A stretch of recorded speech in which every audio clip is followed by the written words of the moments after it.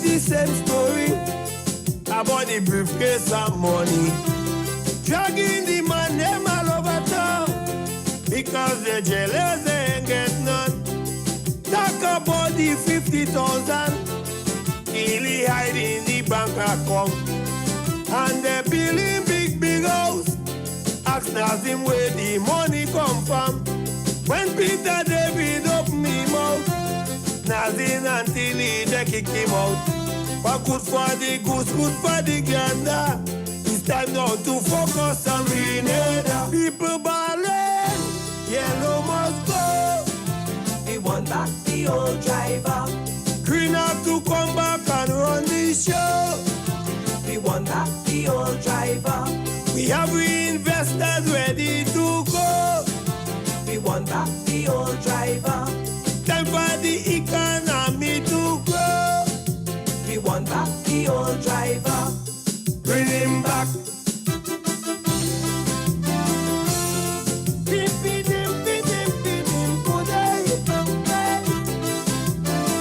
I want your boy.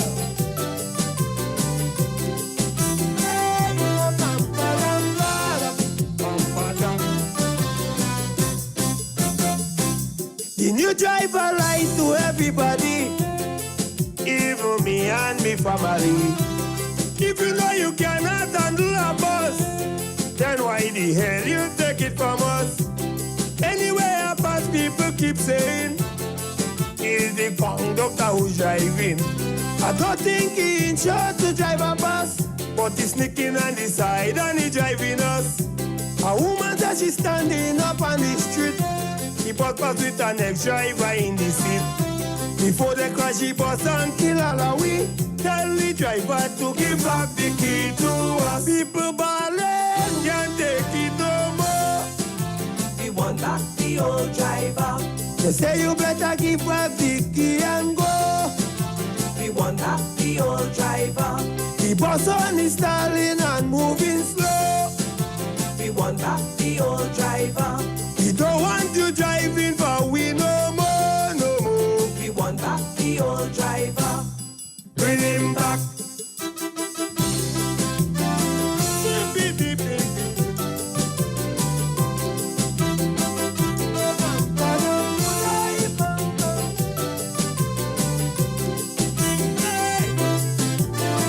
I want your boy. It takes 13 long years to get the key. Now you get the bus through and moving wheel. You said the other driver thief the country. And how you plan to put the handcuff on it? For so much years gone, the driver still free. And now we realize you're lying to it. All this thing you bring on yourself. So driver, you can't blame nobody else. But boy, you don't know we people already. They're tired and they're fed up and they're hungry. So boy, if you really care about the bus, please give back the key to us. People balling, can't take it no more. We want back the old driver. They say you better give it to Kit and go. We want back the old driver. You man really know how to run the show. We want back the old driver. Till you can drive for we no more, no more. We want back the old driver. Bring him back.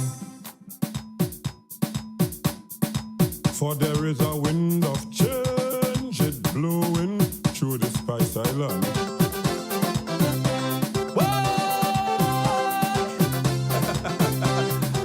And to the people, Mr. PM, don't play with the Canadian people, cause the wind is turning around. That's all. Like all you did, only plan how to win. And after that, all you can do are thing. At all, poor people balling, they can't eat a meal. So what? It's like all you deaf and can't hear that still. Still waiting for one project to take off. Like it's done in as them how them could start. But prepare yourself and bang your belly, cause the wind turn around, heading back for me. So I said the wind of change, it blowing in the next direction. Man, the wind of change, it blowing back where you came from. Hear the people out on the street, we want kids, we want kids. Man, they say they're tired, they can't take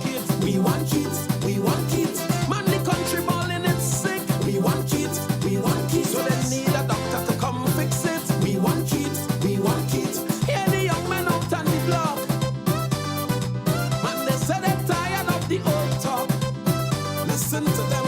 Every day is blah, blah, blah, blah. That alone. And they can't see action to back it up. Oh, Lord God. Woo! I say be careful, the wind turning around. Be careful. Woo! PM like the whole country on a halt. Like your cabinet brain locked in a vault. It looks so. Teachers pondering on what they go do. The pushing program, or you cut that too. Poor people, sir. 600 million as they say you have. Why you still living for people to stop? No talk about corruption anymore. Don't fool of yourself, cause the people know. They know, they know. So I said the wind of change, it blowing in the next direction. Man, the wind of change, it blowing back where you came from. Hear the people out on the streets. We want kids, we want kids. Man, they say they're tired, they can't take it. We want kids, we want kids.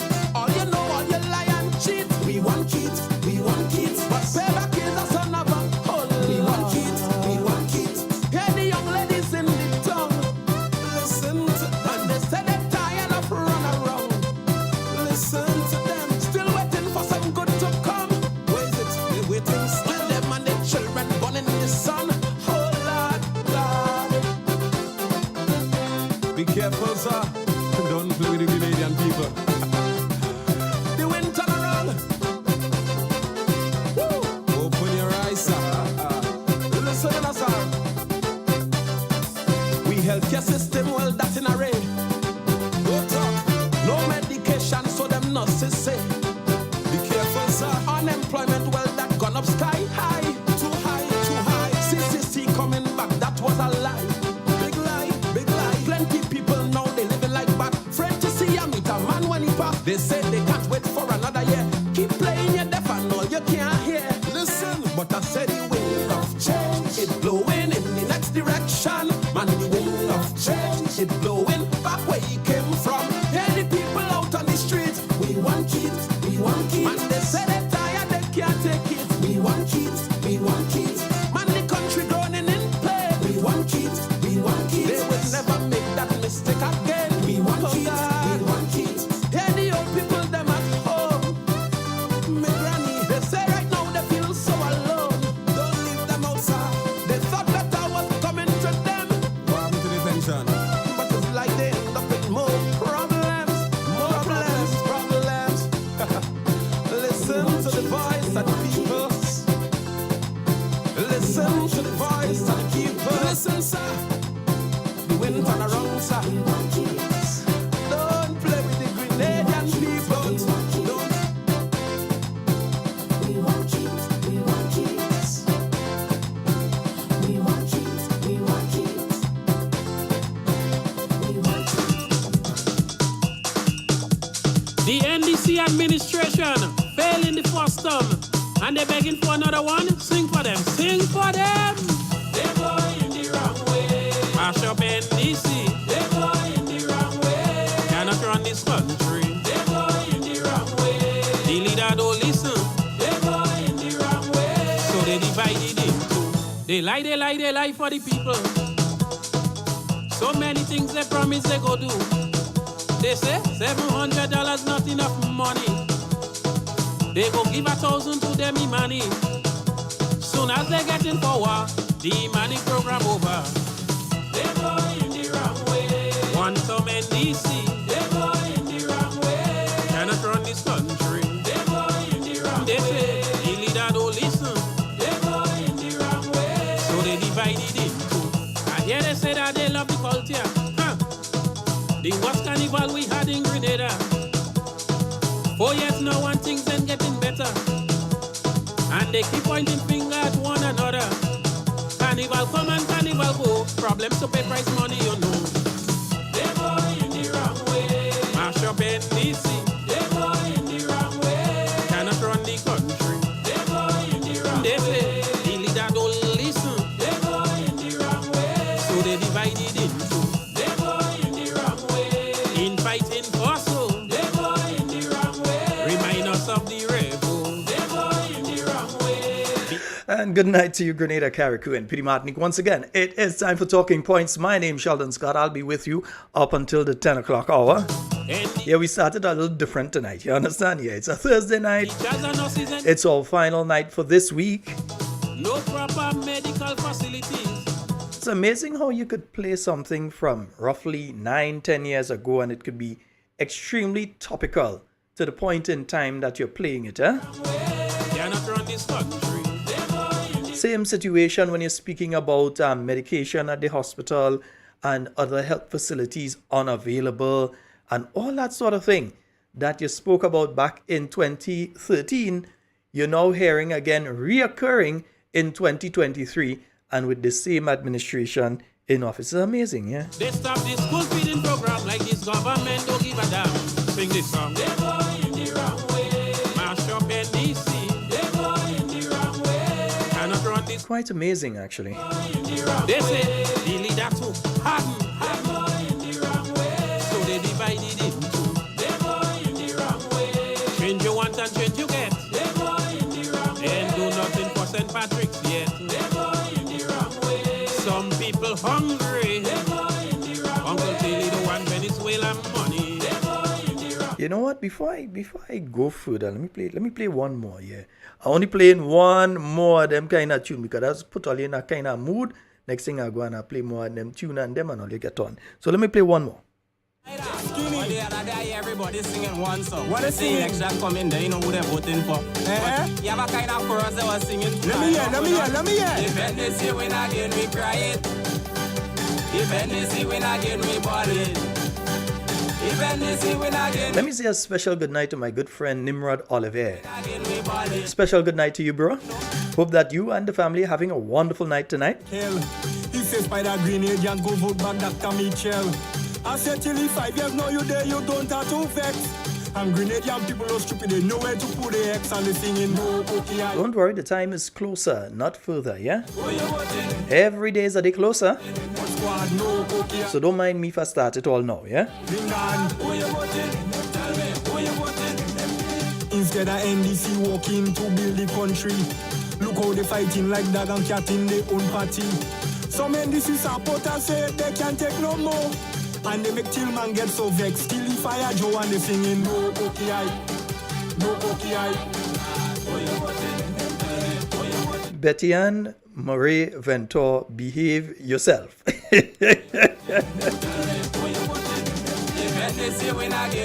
Good night to you, Linda, Imelda Francois, Nigel. Good night to you, Kim. Good night, Edlin.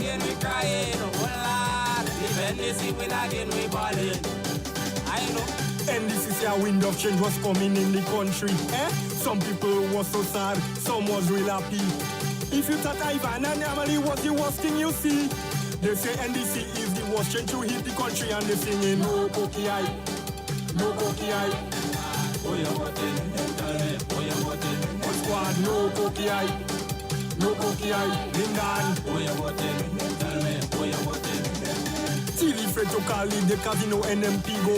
Yes, good night to you, Gil, Shemi, Petra, Veronica, Landon, Winnie. I'm seeing Jillian is there as well. Shemaine, good night, Indra, Maria, Susan, Kester. Landon, I call you out already. Yeah, right. Susan, Trisha. Hey, Nimrod Olivier, I didn't even know you inside the thing, you know, but I just say, let me call your name, man. I must call you. Watch, I tell you, there's a soul here. There's a Nimrod Olivier. There's a real soul here. Louisa, good night. ShopRite Duncan. Tavan, hey, good night to you, girl. Kishon and Teresa Farai. Rastafari. Yes, indeed. And Red Girl. I'm seeing Mavis in, Cindy, Tamika, Diana, Wallen, good night to you. Donlin, good night. Susan, Marilyn, and seeing Leonard, Patrick, all of you joining us on the Facebook. Yeah, and other people jumping in there. Dominique, Marla, Denise, yeah, Shawnell. Yeah, I'm seeing all of you jumping in there. And let me see. Hey, Tati, I don't think I see you yet. Antonito, good night. Doreen, hey, and Auntie Doreen, good night to you as well. Olive, Bernadette, Hermina, Ruth, I'm seeing you there. Londell, Public, no, what I like that person name bad. public notice here. Oswald, Dave, Gemma, Gertrude, Abraham. Good night to you. Carol, look, if you're looking for some of the best cocoa, if not the best local cocoa, check Gertrude Abraham. Yeah, just check her. She had the thing legit. Yeah, if you're in the cold weather, she will make you feel like you're on Grand Anne's Beach. Nice. Agnes, Angie, Cousin Koi, Londa, good night to you. Yes. Anne-Marie. Hey, Margaret, good night to you. Cousin Margaret, good night. Nice. Yeah. Anne-Marie. Let me see. Doreen. The other Doreen is there. Matthew, Jocelyn, Shenron, Wilma, Faithlyn, Joyce, Brother Watts, good night to you. Carl, Eliza, and let me see. Anne is there. Sherma, hearing good things about you, girl. Nice. I hearing very good things about you. Christine, Henry, Kathleen, Faithlyn, good night to you. Beavis, always there. Yes. Anne Barbara, Lishra, Jackie, Michelle, Cynthia, good night to you. Gloria, Margaret, good night to each and every one of you. You know, because you all behave so good, I'll give you all one, just one more, right? Yeah, let me just play this one. Yeah, let me just remind them. You understand? Because sometimes like they just forget. The house solid and the pillar strong. Don't stop the progress. We moving on. The house solid. Yeah, that's the reason they afraid us. Yeah. Don't stop the progress. Take a good look around. The house solid and the pillar strong. Don't stop the progress. We moving on. The house solid and the pillar strong. Don't stop the progress. Take a good look around.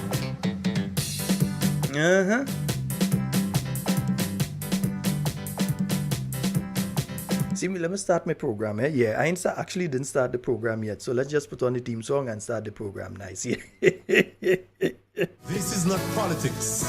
Please don't forget. I'm just practicing to be a poet. Not qualified as yet, but have no fear. I'm gonna get there. I'm not in this world to live up to your expectation. And folks, we're going to keep the phone lines open for the entire night tonight. 4407377. Let me see, what is that comment here? Yeah, 4407377. No obligation. No one knows me, none, so everything. Is there anyone else? I'm seeing a message from someone that they're not hearing me on YouTube. I think that may be an individual problem. Yeah, well, I'm seeing all the other people there. Yeah, they're hearing. So I think that may be an individual problem. They may have their thing off on YouTube. So get somebody to check it out for them. Yeah, everybody else seems to be hearing on YouTube.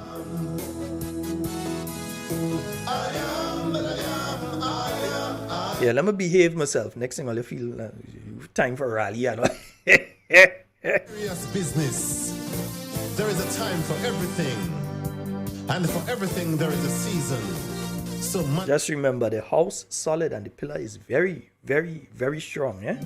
So I think it's prime time that we address some more issues. Simple information I will use.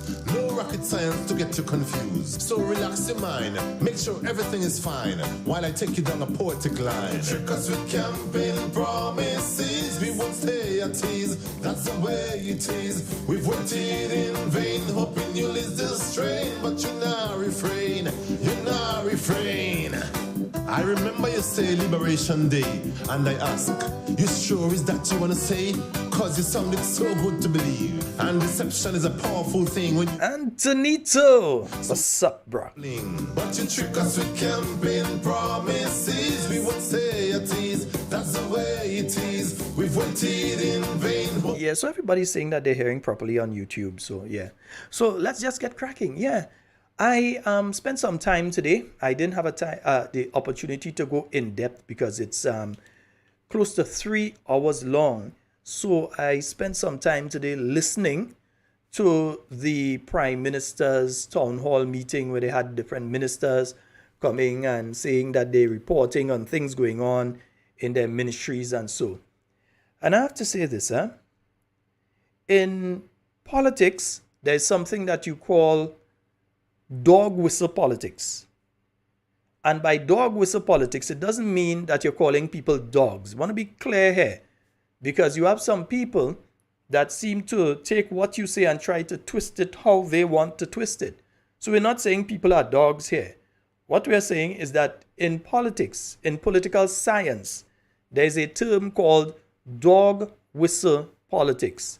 It means that a statement can be made, but that statement, while you may not hear and understand that statement, your neighbor may hear and understand that statement.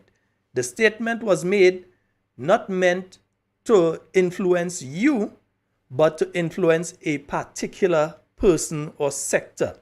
Yeah? For instance, if you are speaking and you're making points to one particular segment of the society, in other words, if you're speaking, let me use the example of busmen. If you're speaking, but the points you're making, the person who drives a bus on a daily basis, who is going up the West Coast and has to go up all through Mount Moritz and all of that and is going through there, and you make particular statements, and those bus drivers understand what you're speaking about because they're going through it. Yeah?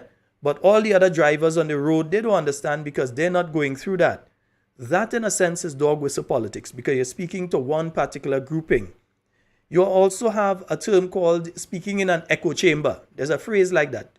They're speaking in an echo chamber. In other words, you're speaking to yourself. And yesterday evening into last night, that town hall meeting was what I would refer to as an echo chamber. Because the NDC were basically speaking to themselves. At one point, I was wondering if this was a Government of Grenada town hall meeting or if it was a National Democratic Congress town hall meeting. Because in my view, it seemed to be the latter. There appeared to be mobilization of members of the National Democratic Congress. In fact, some of the people asking questions, you had the ministers' parents asking questions. In other words, the average Grenadian, the person who is outside there, who are having issues right now, were not the people represented inside of that hall. It was an entire effort in public relations. So what you had taking place in that hall yesterday was basically a mini NDC town hall meeting. Yeah? So when that was taking place, you had people came there, decked off in the yellow from top to bottom. You had them and not just wearing yellow in it, they were wearing their NDC t-shirts. Then when you look through the crowd, you could see the faces of those who are daily on Facebook attacking people in the New National Party or people who they perceive to be in the New National Party. You were seeing their faces there in the crowd. Some of them even stand up and ask questions. The people who are calling the radio programs and trying to twist everything we say here or everything that is said by the New National Party or even things that are said out there that did not come from the New National Party, but they perceive it to have come from the New National Party. They are on radio and calling into TV programs, etc., trying to twist it to attack the New National Party. Those were the people that you were seeing there. They were speaking in an echo chamber. The people who believe that they can do no wrong. The people who believe they have done no wrong. Yeah? So you know them. You know their voices. If you take the time, I don't know how many of you have 3 hours to sit down and look at that. And believe me, it was kind of difficult for me to sit and I tried to move about. I tried to listen to some of it while I'm moving from one point to the other and different things. While I was doing something, I would try and listen to bits and pieces of it. So I was listening to this thing and I'm telling you, it's just speaking within an echo chamber. It's hearing the same thing that you're putting out coming back at you. And that is what took place yesterday in Wester Hall. It was an echo chamber for the NDC. And then how they tried to twist things.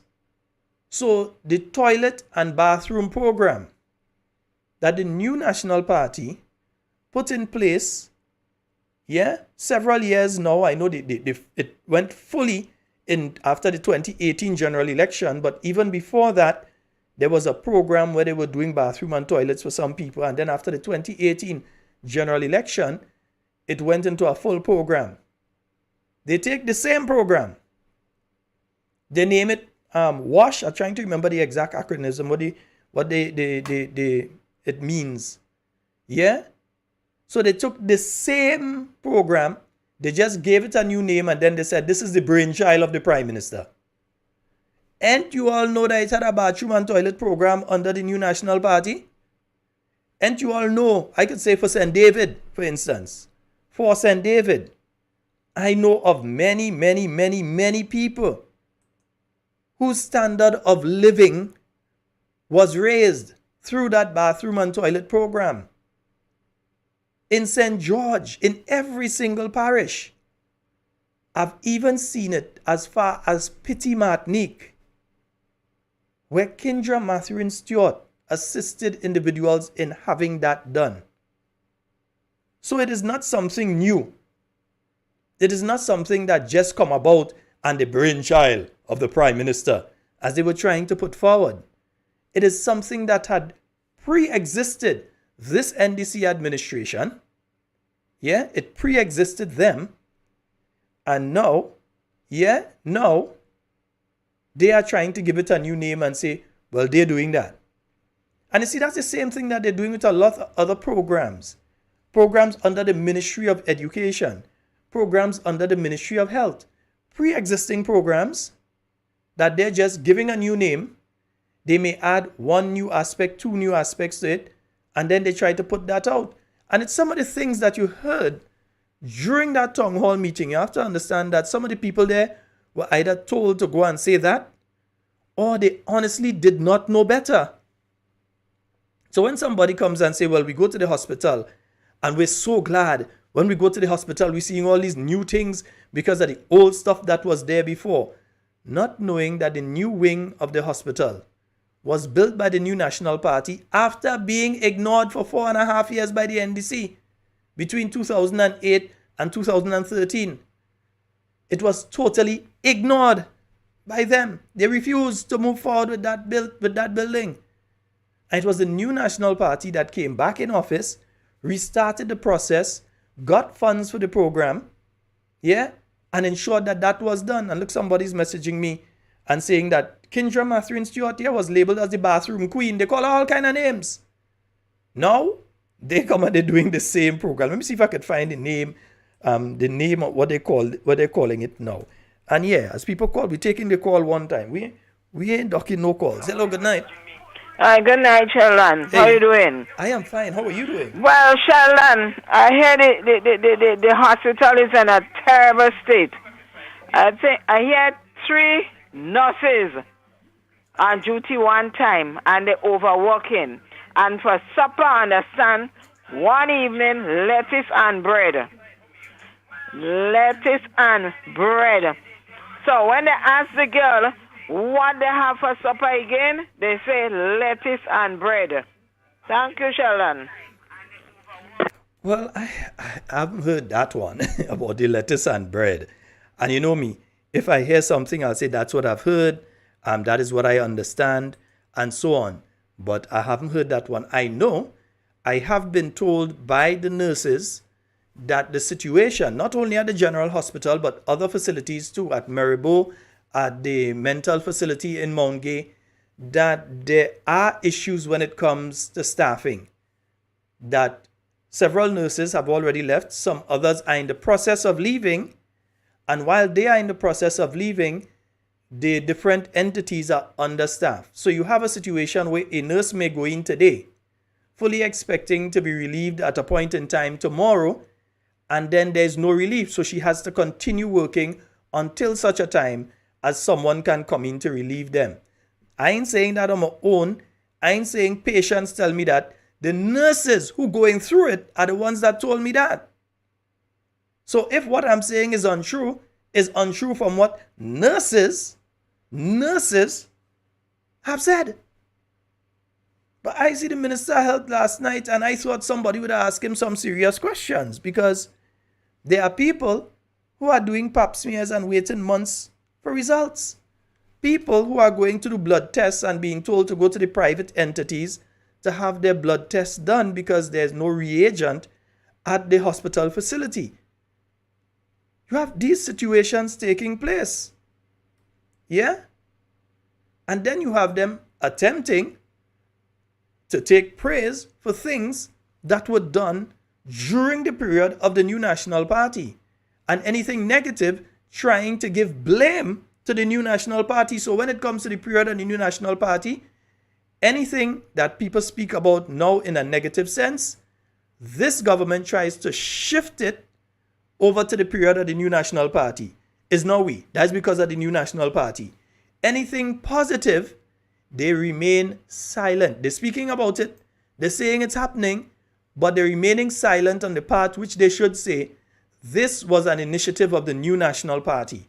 This was a brainchild of the former minister in the Ministry of Health, in the Ministry of Education, in the Ministry of Youth and Sport, in the Ministry of Culture. This was an initiative of that minister and the ministry under the New National Party.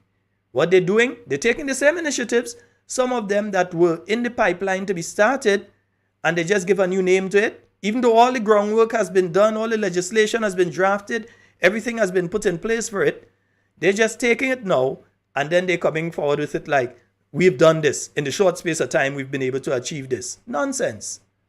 Yeah? So now you have the Victoria Medical Center that is about to be constructed. Yeah? Or being constructed. That's an initiative of the New National Party. Quinn say no, nothing about that. You hear about that?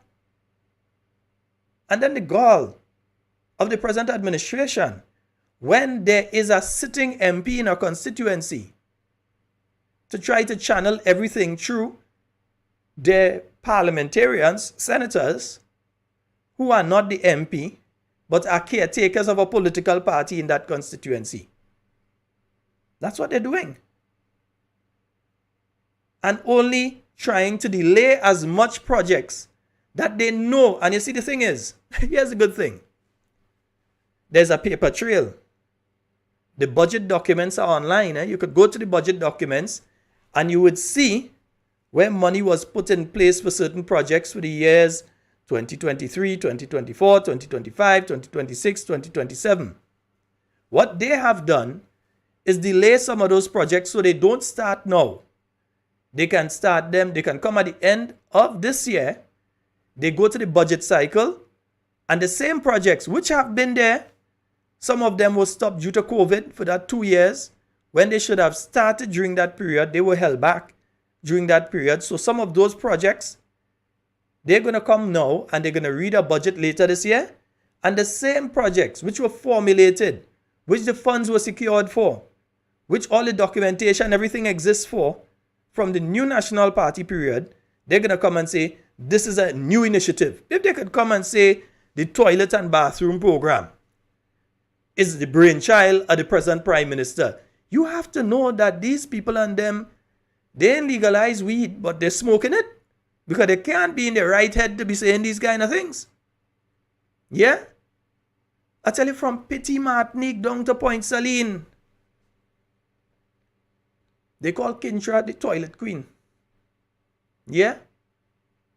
Whether it was Emlyn Pierre within her constituency or Kate Skeeter Lewis, whether you come down and you say in St. David, I don't even talk for St. David, and you talk about all the other parishes to uplift the standard of living of people. Now they take it, they call it the Water Access and Sanitation in Homes Project.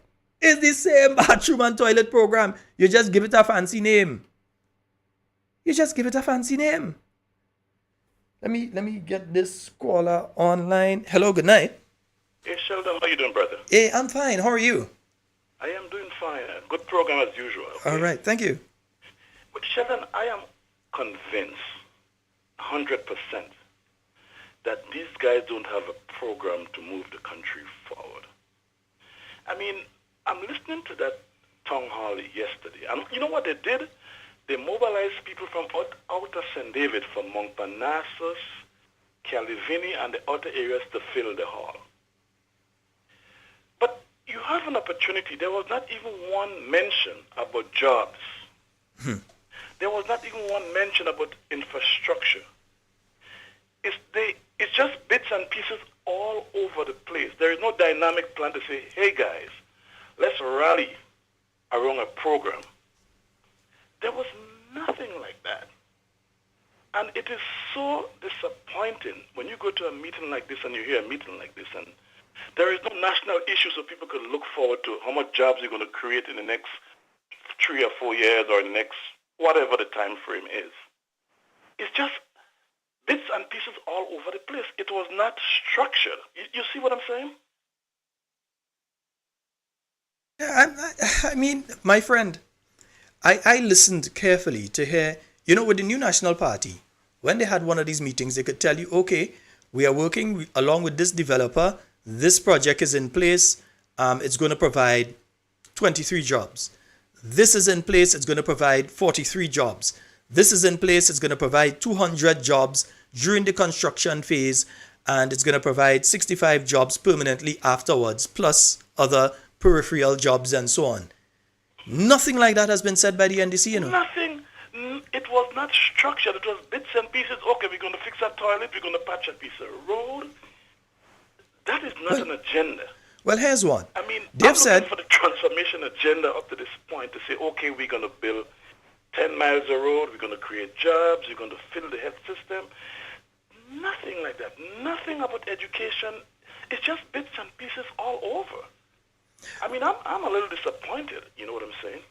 Well, I can't be disappointed because I didn't expect much from them anyway. So oh my God. You could disappoint me if I expected a lot and I didn't get. But in this case, I didn't expect anything sensible from them, and they proved me right. Because listen, the water access and sanitation program in homes program that they have, that they call WASH, they're aiming at only 23 homes in Belle Isle, St. David alone. They've got the face basins and everything they say secured, and they're going to be installing that and doing all of these things. They haven't spoken about the rest of the island yet, The toilet, and I basically call it, one of the words I used to call it is the latrine eradication program. That program was island-wide under the new National Party. It's not a new program. They have taken the program, shrunk it down in the initial phase to one community in one parish, if you want to say one constituency. They have shrunk it down to one area, one village, and they're looking at that as an achievement? It is not an achievement. And again, I mean, inflation and high prices of food, nothing was said about that. I mean, you look into from a community meeting like this, you look into here, okay, we're going to create jobs in St. David's, we'll create jobs elsewhere. Nothing. It's just bits and pieces. And you have your whole delegation, your government delegation. I mean, I don't understand. I don't get it. I just don't get it, man. But you see, again, it's very, very, very disappointing. I mean, to hear the Prime Minister, the leader of the country, is sitting in a town hall meeting, and there is no direction. Well, you see, again, I'm saying they're speaking in an echo chamber. That's why when I began, I spoke about dog whistle politics and speaking in an echo chamber. They are speaking to a particular audience, and they're speaking to them in an echo chamber. So when you looked out in the crowd there, you saw past and present executive members of the National Democratic Congress. Some of the people standing up and asking questions were either floor members and so of the national executive, constituency executives, that sort of thing. You saw a significant number of people wearing the NDC clothes inside. It wasn't a St. David meeting alone, They had people from St. Patrick and St. Andrew there. People I know. From Montparnasse and Calivini, from all over. And I don't mind. It's a national town hall. You expect that sort of thing. But even with that, you would think that they would do it in a way that everybody would feel comfortable to come. Instead, it was like an NDC rally. And if somebody was making a point and they found that point to be negative towards the NDC, you heard the grumbling in the crowd, and you heard that kind of thing in the background. So best they had just had an NDC meeting and done. No, but when you have, Call it what you it have was. a meeting for a constituency, it has to be everyone involved. Whether you vote for NDC or NNP, everyone has to be involved. It's not a party meeting, you know what I'm saying? Yeah. And I am, Sheldon, I grew up as a poor man back on the island, and I grew up in a small house, and my mother said she wants to build a bigger house, brick house, and she went to one of the builder, and he said, don't talk about it. Put down one pillar, and that pillar is going to motivate you to put down another pillar. But these guys have not put down any pillars.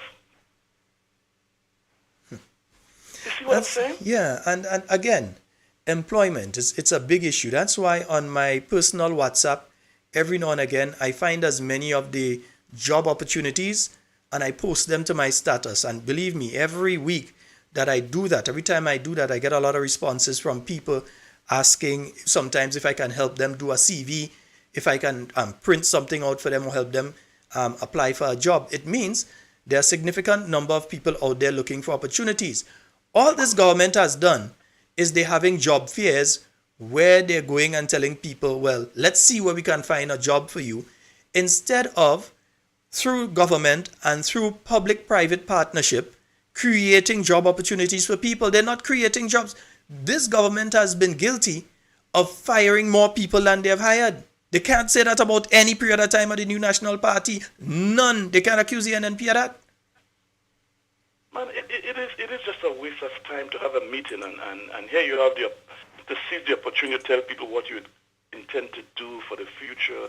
The Imani program and the contract workers, that man has not touched that up to this point in time. Remember he said that he was going to scrap the money and he's going to create more money for people and give people full time. Not a word about that. Well, again, and you realize this week I've hardly played any clips. I've decided to interact with people, speak with people. That doesn't mean that I don't have new clips to play. Next week, we will be playing a lot of clips. And I'll tell you, let me see. I'm trying to find out who won the Public Workers Union election. Brian Grimes has been returned as the president of the Public Workers Union. The closest contender was Beryl Clarkson. So Brian Grimes winning with 428.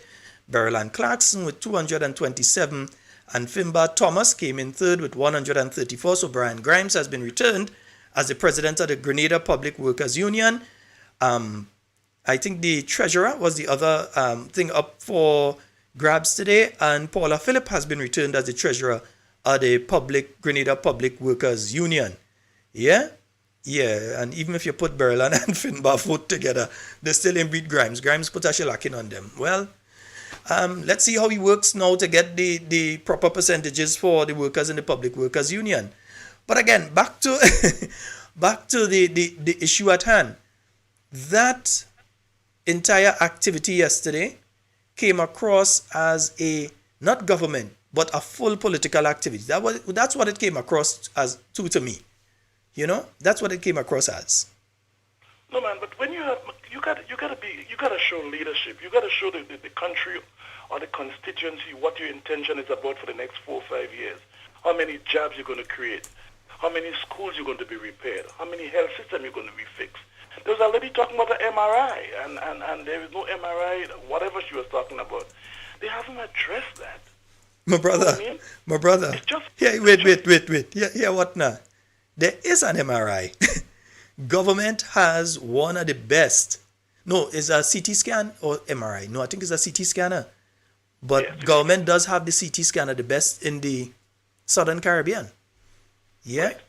But the MRI, I have to double check on the MRI. I know there were plans to ensure that was available. I have to double check on it, yeah. But I think issues like that, you have to address that. The guy just walked over it. He can't address it. He doesn't even know. Not good. He doesn't even know about the CT scanner. They met the CT scanner there.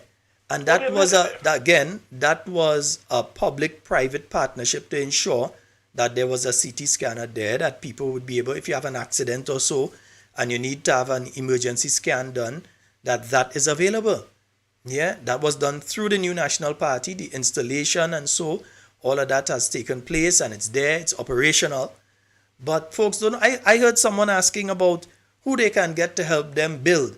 Like they don't know there's the Housing Authority of Grenada, and even the Prime Minister didn't realize that, there's the Housing Authority of Grenada, which is a statutory body. They have an ad on radio every single day. They have an ad all over Facebook. The Housing Authority of Grenada. So somebody is coming back from overseas, they're building and they're having issues with the contractors. And they asked, hey, no, what, if you have people that are available to help that, and you're telling me, all the government ministers sit down there, nobody could have tell them you have the Housing Authority of Grenada? That just tells you. Remember, the Prime Minister come from corporate lawyer, whatever, has never done any community work, doesn't know anything. He came from the air and just landed. So he doesn't know. They don't know anything. And if you don't know, it's fine, but try to learn. Yes, indeed. All right, caller. Try to learn on the job, but they're not, I think they're just having a good time. That's all there is. I'm going to Barbados tomorrow and all them kind of crap. Tell people how much jobs you're going to create in the St. David area, how much jobs you're going to create nationally. You know, give something that is structured, not this kind of bits and pieces and helter-skelter discussion. It is not structured. It's not well-pointed. You know what I'm saying? Yes. That's not leadership, man. I listened to Mia Motley in Barbados. These people are more well-structured. I mean, it's very, very sorry to say that, but I'm disappointed. All right. Thank you so very much, caller. Okay. All right. Yes, so they do have the CT scanner. It's a 32-slice state-of-the-art, and it is the most advanced CT scanner, not just in the Southern Caribbean, in the whole Caribbean. Yeah, I know they sent out a notice in relation to that.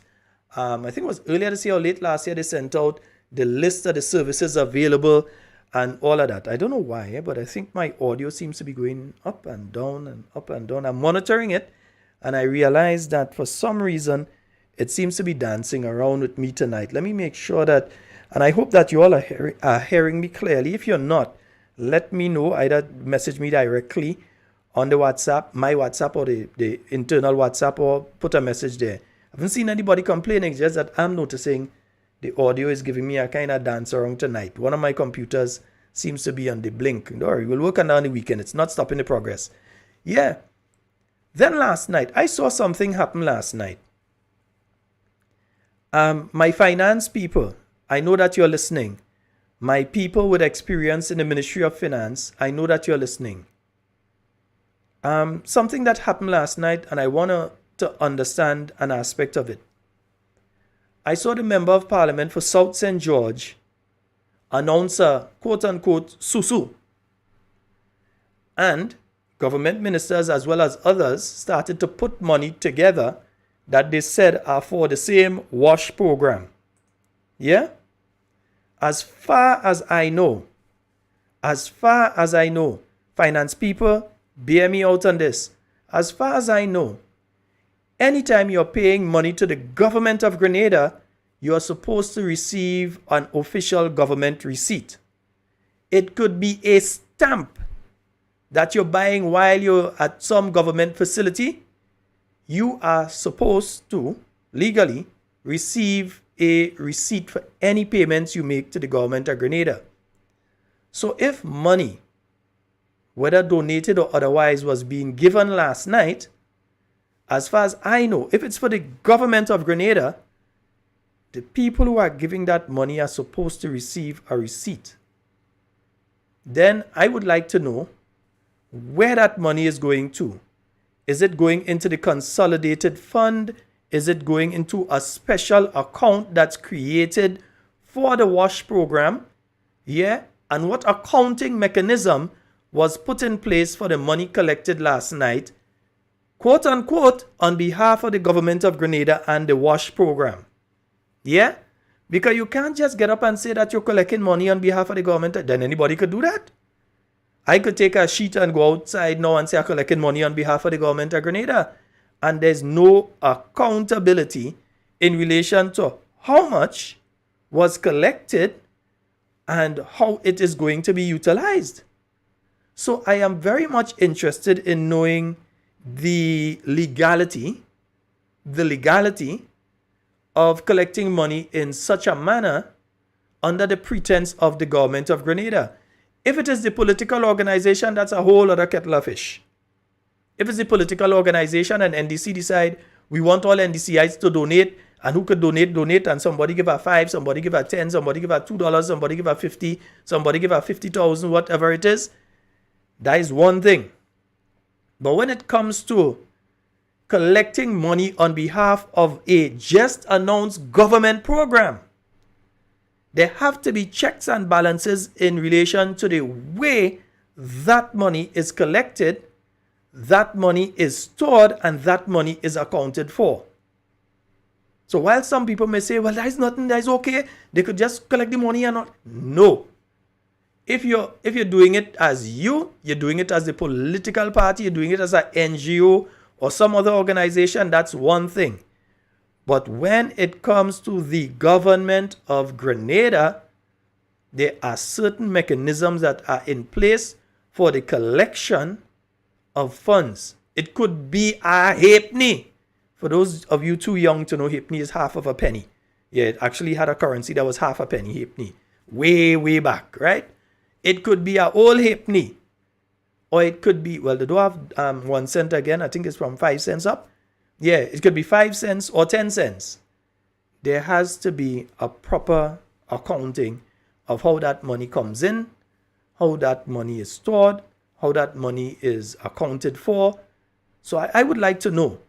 And I would hope that one of the parliamentarians on the opposition benches has the opportunity to pose that question as to these monies that were collected last night, yeah, how these monies are being handled and by whom. Yeah, I don't know if the finance people were there last night. I don't know. And hey, don't get me wrong, I'm not saying anybody take any money. I'm not saying anybody thief any money. Don't go and say I say that. I did not say that. What I am saying is that when it comes to government, there are specific procedures that have to be followed when it comes to how you handle money. Yeah, there are particular and specific procedures. And I believe that those procedures were breached last night. That's just my humble opinion. I've been to New National Party activities before where donations have been taken up, but that is the New National Party as a political organization. Right? But when it's the government of Grenada, there, as far as I know, there are things in place for that. We have a caller online. Good night. Hello. Good night, caller. You're live. Go right ahead. Hello. Hello. Okay, I think that same caller, if I'm not mistaken, has that same problem every night. They call, they get through, but they're listening for the answer. They're listening to my voice on either their computer or their television, wherever, and waiting for me to say hello on the television or the computer. No. When you call, you listen on the phone. You can't put the phone so and you're listening to hear me say hello on the computer. You're going to hear me a minute later, by which time I wouldn't stay on the phone a whole minute saying hello, hello, hello. I'm going to hang up. Yeah, so I think this is about the third night that has happened with you. You may not be accustomed to calling programs. So I know it's not something that you're doing out of malice or anything like that. It's not that situation, folks. They just need to understand how the system works. Because we are doing this program via the internet, yeah, there is a delay. So what you're hearing me saying now, I've said roughly 60 seconds ago, about a minute ago. Yeah? It means, therefore, that if you have to have a conversation with me, I can't speak to you over the phone and you're listening for the answer on the computer or on the television or wherever. We have to have that whole conversation on the phone. You won't lose anything because this is recorded. You can go back afterwards and you can hear the whole program. You can hear the whole exchange between the two of us. So you're not losing anything by speaking to me on the phone and not listening to the computer. Everything is there. So you're not missing anything, all right? Just letting you know, because I think that's about the third night that, because I'm hearing the background and so I know it's the same person. 3 nights in a row that has happened to you. So just pay attention to the phone lines. 440-7377, and let me just make sure the lines are clear. 440-7377. Let me say a special good night to my good friend Wade out there in Brooklyn. Wade, good night, sir. All right. And Mr. Adrian Watts. Zingo, good night to you. Kathy, good night to you. And the whole Brooklyn squad. Special good night to you. Right? If I had to go to the North American squad, then I had to call out North Carolina and Washington and Florida and Texas and Arizona and California. Right? So all of you, a special good night to each and every one of you. 440-7377. And for those of you outside of Grenada, let me just give you the number, 347-329-3101. Those are the numbers for you to call and get onto the inside. Let me just touch that again. Eh? For there is a wind of change, it blowing through the Spice Island. Yeah, as far as I know, once it's money collected on behalf, because one, you had a program announced. It is a government program. It's not a NDC program. It's a government program. So if it's a government program, then the money is collected. Receipts have to be given to the people who give that money. Donation or whatever. It's money paid to the government of Grenada. An official government receipt has to be given. Yeah? And then you have to specify where that money is going. Where's that money going? Somebody just sold that in our office and say, well, we go use that and pay for that. That is the way this government operating. You collect money from people, put it there and say, well, we go use that how we want. No, that is not how things does operate. If it's the NDC, you could get away with that. Government of Grenada, no. All right? 440-7377. Let me see. I lost that call on the WhatsApp. Yeah, and 347-329-3101 for those of you outside of Grenada. They say they're tired of the old talk. Listen to them. Every day is blah, blah, blah, blah. That alone. And they can't see action to back it up. And we've got a call online. Good night. Hello. Hey, good night, Brother Sheldon. Good night. How are you? I'm quite fine. Go right ahead. Yeah. Hey, Brother Sheldon, if you check something, in 2008 to 2013, and check presently, right, 2022, 2023, and that is previous government, it's the same attitude, the same thing that the 2008 NDC government doing to people, the same thing this new government doing. It's like something that they're in the DNA. The DNA is to punish people. Punishing people to make people's life more difficult. And if you check none of the promises that was made in the election campaign, none of them kept. No. Right? They say they will make people permanent. What they do? They send them home, make it permanent home. They say they go eradicate poverty, putting more people in poverty. Right?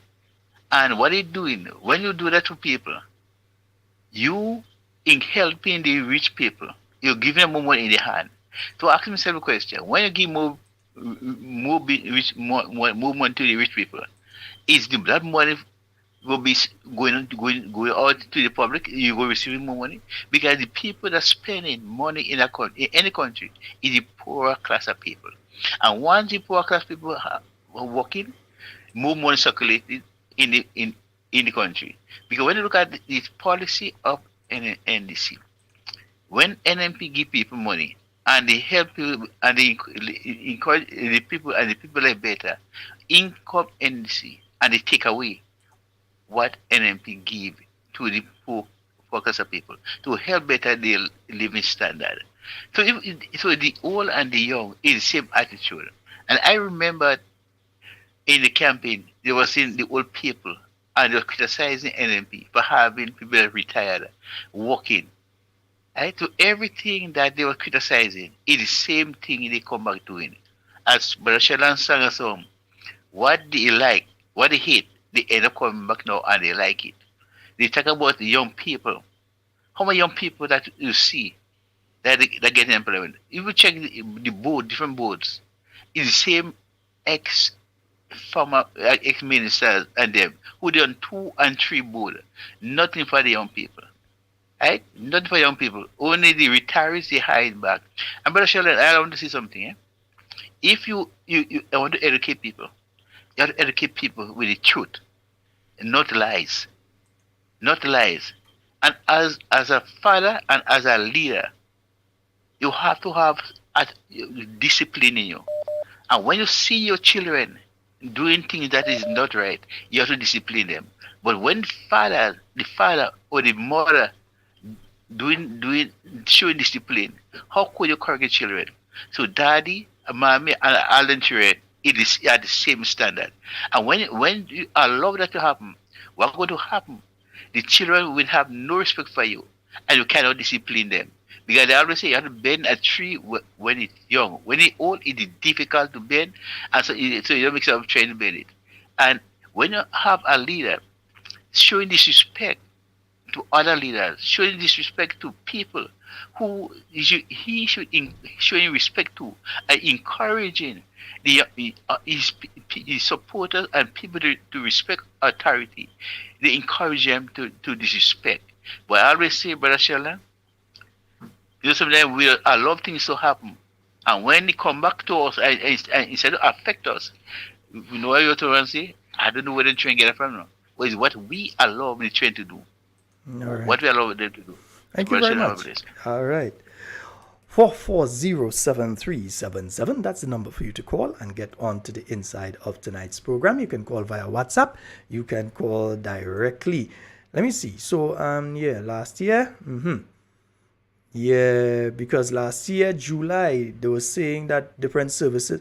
Oh, so the CT scanner is there, but they haven't started. I mean, what's the hold up? Because the CT scanner is there. So what's the hold up? Why haven't they started using it and utilizing it? I know they were running tests. It's supposed to be usable. I don't know what's the problem. And I think we've got a caller. Hello, good night. Hello, good night. Good night. How are you doing? I'm quite fine. Yeah, I'm just making a point. Today I went at the General Hospital, and in the female medical, the patient had to bathe, and Sheldon, the heater not working. Imagine this, ageable people in this ward have to go and bathe, and they have to bathe with this cold water. So you may go in feeling better, but you're coming out from the hospital worse because you have no choice. You have to take the cold water. And when they ask a question, they say, oh, they have to fix it, and they have to fix it, and nobody will fix it, and it's a fixing. These people cannot take that cold water. So asking the Minister of Health, please, to visit this place and fix the water so the ageable people and even the younger ones could have a good shower and not with the ice water from the pipe. Thank you very much. All right, my dear. And that's a rough situation for people to have to go through, especially the ageable people to have to go through. A bit unfair to them. And it's a serious problem. You know what they're going to say? They're going to say, oh, it was so and dying. And that's what they will come and say. For them to fix it. Instead of fixing it and saying, okay, we're going to fix it by this date, or we're going to sort out this, or parts overseas are on the way, or we're sourcing parts for it, whatever. Instead of doing that, they're going to just come and say, oh, it was so under NNP. I'm sure that's the excuse they're going to come and try to use. We see, when you're in government, there's a difference between when you're in opposition and you don't care. You see, the NNP is in opposition and they care. When they were in opposition, they just say anything. And now, the Grenadian people are holding their feet to the fire and saying, well, prove that you could do what you've said you could do. But instead of doing it, all they're doing is NNP. Everything happened is NNP. You know, you always have that little brother. I was a little brother, but you know, you always have that little brother that point to somebody and say, Mommy is not me, is he? So you getting blows for your little brother. That is your little brother. Or your little sister. You know, if she throw down the glass and break it, you know, back in the days, you used to get licks with them things so. Or throw down the bowl and break it and thing. That's when they deny enamel cup, then you say break. But that is, the other thing you say, right. So your little brother or your little sister always making you get licks. You always getting, and mommy and daddy want to hear is now you feel that how you're trying to put the blame on the little one. and the little one just blaming you, that is NDC. Every time anything come up or anything happen, they're trying to blame the new national party. Yeah, anything happen, trying to blame, oh, NNP used to do this and NNP used to do that. That's the kind of behavior that we're having from these individuals. And what is going on at our general hospital needs immediate they need immediate assistance. They need medication immediately. There is a problem when it comes to medication in the Grenada health system. They don't have. Metformin they don't have. Good night. Hello. Hello, good night. Good night, caller. You're alive. Go right ahead. Sheldon, how are you doing? Hey, I'm quite fine. Okay. Sheldon, I listened to a program on another radio station this morning. And you know, I am very, very, very much tempted to talk about it. But on this program, I like to talk about facts because I believe in facts. Mm-hmm. And when I'm speaking, and plus, you only have 2 minutes to bring those facts. So go right ahead. Good. So all I am hearing, Sheldon, is that NNP did this and NNP did that and NNP do this and they was doing all that. No, I want to make that a clarion call to the present government. When a government is in office, they do things to benefit its people and all of its people, not a section, all. And when you get out of office and the next one comes in, it's a taking over from where you left out to cater for all of its people, to help people, benefit people, and stop playing about the past one did this and the past one did that. And all that is what I'm hearing. Now, on the ground, when you talk, make a point to people on the ground, they're saying, under NNP it was that, and under NNP. You have to correct that and correct it in your best, to your best ability and in the best interest of Grenada, Carriacou, and Petit Martinique. Not one-sided. And stop playing blame game and playing politics and come clean and be truthful to Grenadian people. Thank you very much. All right. Thank you very much, my brother. 4407377. That's the number for you to call and get on to the inside tonight. You know what? Yeah, I have some old friends in some old people used to be in the GULP. Let me play something for you tonight. Yeah, you know, sometimes it does have to remind people of certain things. The star shines brightly in the sky. We'll never let it down. We shall never let a party fall, for we love it the best of all. We don't have to fight to show our might, 'cause when we start, we will fight, fight, fight. With peace and love, you'll hear us sing. God save a party, God save it. At the ending of the day, victory for all. We'll never let a party fall. Yeah, I just had to play that for some old friends of mine. Yeah, they wanted a little reminder because you see, all the people who were originally in the GULP have found their rightful home in the house of the new national party. Yeah? Nice. Thank you. 4407377. That's the number. Let me make sure the lines are clear. 4407377. That's the number. Yeah, so I was listening to various aspects. I heard the Prime Minister speaking. Some people saying, oh, we're free to talk now and we couldn't talk before. These same people, you know, who was calling radio program morning, noon, and night, they're saying that's how they couldn't talk before. Let me tell you all something. Every day, I meet people. Every single day, I'm meeting people on our streets, all different parts of the island that I go. I'm bouncing up people. They're stopping me in traffic. I'm meeting them on the sidewalks. I'm meeting them on the bus, all different places. Sheldon, we're listening, but we're afraid to call. Sheldon, we're listening, but we're afraid to call. If you could have activists of the NDC walking into the birthday celebration of the political leader of the NNP's mother. Not even his birthday celebration and his mother's birthday celebration. To see who inside there. And you telling me we in a free and democratic society that people don't have to be afraid to speak out and so on because nothing will happen to them. Well, me and Kia, they can't do me nothing, so I just make sure and go where I have to go. But there are some people who have their children and so on, and they're trying to be careful when they go out because they realize they're dealing with some spiteful people. We have a call online. Good night. Sheldon, good night. Good night, Cami. How are you? Good day, boy, and good night to the Grenadian people. Yes, I yes. just saying good night, and I will call back just now because I'm trying to get something I eat. Whole day I didn't eat nothing. Of course. Yeah, but everything is alright, you know. Everything is alright, people. Everything is alright. It's them other people that have this scare. They own people, and it's coming that have this scare. Oh boy. I'm going to prepare something I eat. I'll get a call back before the program is over anyhow. Make sure and do that. Yes, you want your nice red shirt, boy. I try nothing tonight. Yes, you look beautiful, and I like the background. Yes, With the yes. carnage and everything on the boat. Yes, we try nothing. Yes, good night to everybody. I'm going to prepare something I I'll call you back. Okay, lovely. Bye-bye. We look forward. Yes, indeed. Camille Teresa Scott. Good. Special good night to you. Yes, indeed.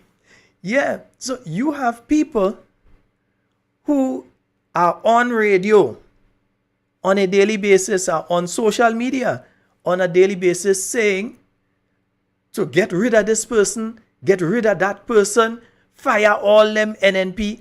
So if you as a NNP call a program like this one, they want to target you. Now listen, what the Prime Minister says and what his administration does, as we have proven here time and time again, are two totally different things. You know, their words and their deeds tend to be heading in the opposite direction. So when he says people ain't working for enough, people are not getting enough money under the seed program, they're getting under $650, at least they should raise it to $650. Then when he gets into office, he drops it by $150, and in some instances he drop it by total because they ain't getting none. You realize that while the words go in that direction, the deeds go in that direction. Yeah? When they said that how they won't be sending anybody home, tell that to the 88 people in St. Andrew. Well, it's over that now, but we know of 88 from when Honorable Emlyn Pear was here the last time. 88 people in St. Andrew Southeast. Tell that to them. Tell that to the pile of people up in Carriacou. I have to count the number, you know. Tell them that nobody would be sent home. Say that people would not be marginalized and victimized. Tell that to Norman Gilbert, the PS, the acting PS in the Ministry of Youth, who you all plan to send down in the Ministry of Education. You all already put in the table chair and drawers in the office there for him. You already set up an office for him, so as soon as he come off leave, your full intention is to demote him down to that office in the Ministry of Education. Say that ain't true. Try and say that is not true. Yeah? Say you're not victimizing people. Say you're not aiming at people because of their perceived political allegiance to Mr. Earl Williams, who was in the Ministry of Youth, who you took out after 9 years in a senior position in the Ministry of Youth. You take Mr. Earl Williams and you send him to go and teach a class. These are the same people that had done the same kind of thing before to Norman Gilbert. I remember he was assistant coordinator. You would take him and they send him to go and teach a non-existent class in St. Mark's. Years ago. Back after 2008.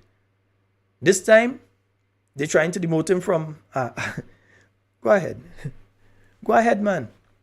Are they raining? They get rid of... Royden Bihari was acting as the coordinator of youth. They get rid of him. Up to now, they don't have a coordinator of youth. Royden has been acting for several years. They take him out because of his perceived political allegiance. Same Prime Minister was saying, I don't care if you're a supporter of the NNP or so. Once you're doing your work, in fact, if you're doing your work, I would want to give you more work to do to keep you busy. No, that's not what they do. And you have the hound dogs here, calling this set dogs. They're hound dogs who on radio saying, fire all MNP. Fire all. Get rid of them from different ministries. And then the Prime Minister is there talking like if Grenada is a new society where everybody could feel free to talk, free to express themselves. I'm talking, I'm expressing myself. But you all know what they does be saying out there about me. And what some of them on a daily basis are calling for them to do to me. Due to nothing else except the fact that we exposing them. And we speaking about the facts. We're giving the facts of what is taking place in Grenada. Yeah? We're saying it as it is. And I'm saying it without fear. Because if they think they could pass this bill and they go pass that bill and then they could be able to shut up anybody, well, it's no self-talking. It's no self-talking. Because they are trying to create a state of fear, not a state of fairness.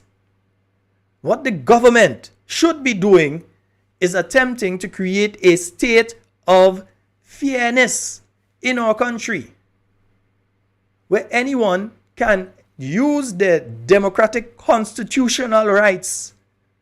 It's enshrined in the Constitution. Your freedom of expression and to hold your own views, political or otherwise. But you have people targeted in Karaku because of their political views. They were told all is NNP. And we see all your campaigning, or at least they perceive that they were campaigning. And they fire these people. They didn't even give them their right to a free hearing, where these people could have gone before a tribunal and you could have said to them, we present this evidence that you have done that, and the people would have had a chance. Yeah? The people would have had a chance to respond. They didn't give them that right. A basic fundamental right of workers was denied. These people in Karaku was denied. Several people here on mainland Grenada. They do until they even do it to the Labour Commissioner. Imagine. This is how bad an anti-worker that this government is. Yes, I've said it. The anti-worker. That they have even fired the Labour Commissioner. In other words, the person who is supposed to be dealing with other people who get fired. And she was not given the opportunity to face her accusers and say, this is the situation, your story is this, my story is that. You present your evidence, I present my evidence. And then you're given the opportunity to defend yourself.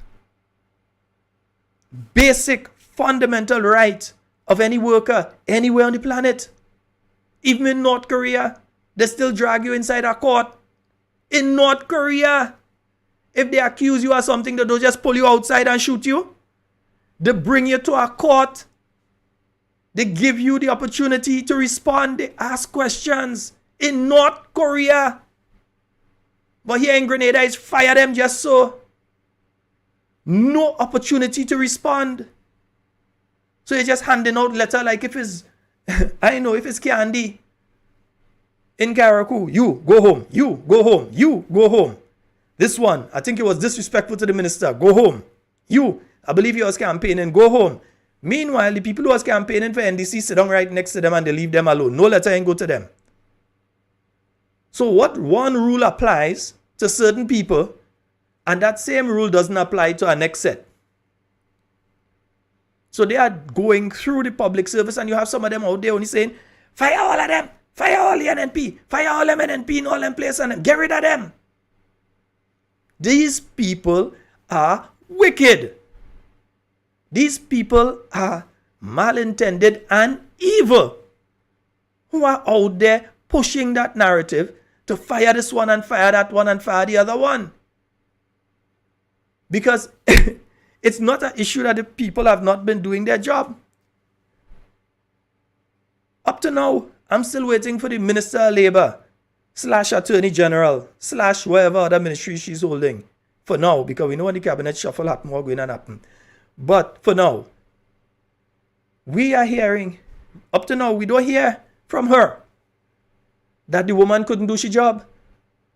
We never heard that Ms. Thomas, the former Labour Commissioner, was incompetent or incapable or anything. You come into office, within a couple of weeks, bam, you fire the Labour Commissioner. Mr. Cyrus Griffith, a man who has been there for many years under various governments, advising in relation to some of the biggest labor issues ever happened in Grenada. Mr. Cyrus Griffith was directly involved in it. Just bam, one day, letter, go home. Not go home next week. Not you have 3 months and then you're going home. Not in 2 weeks' time you'll be going home, or at the end of this month you'll be going home. You are going home today. That's the kind of thing. And then you go tell me that they like workers? These people go and show their face in May Day.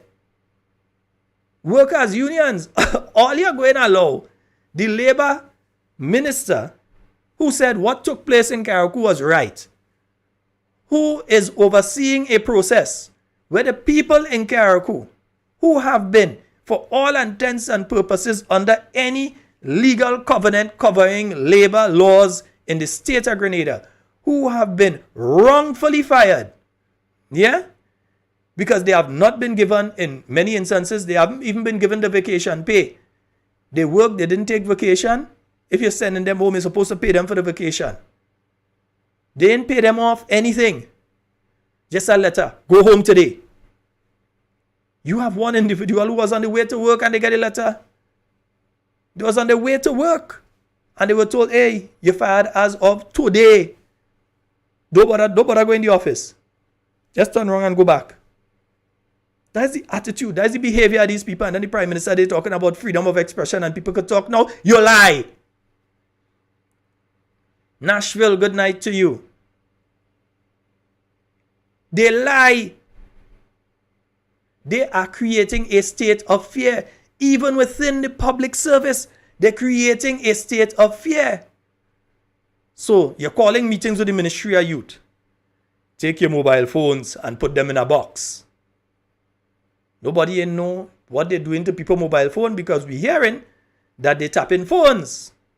We're hearing that accusation. We're hearing that accusation that the NDC administration is tapping phones, including mine. So we're hearing the accusations. Yeah? You're hearing various government ministers, in this NDC administration, sharing information from sources that they are not involved in. So how do they get that? If it's a closed group, how are you getting the information out of the group unless you have infiltrated that group by some technological means?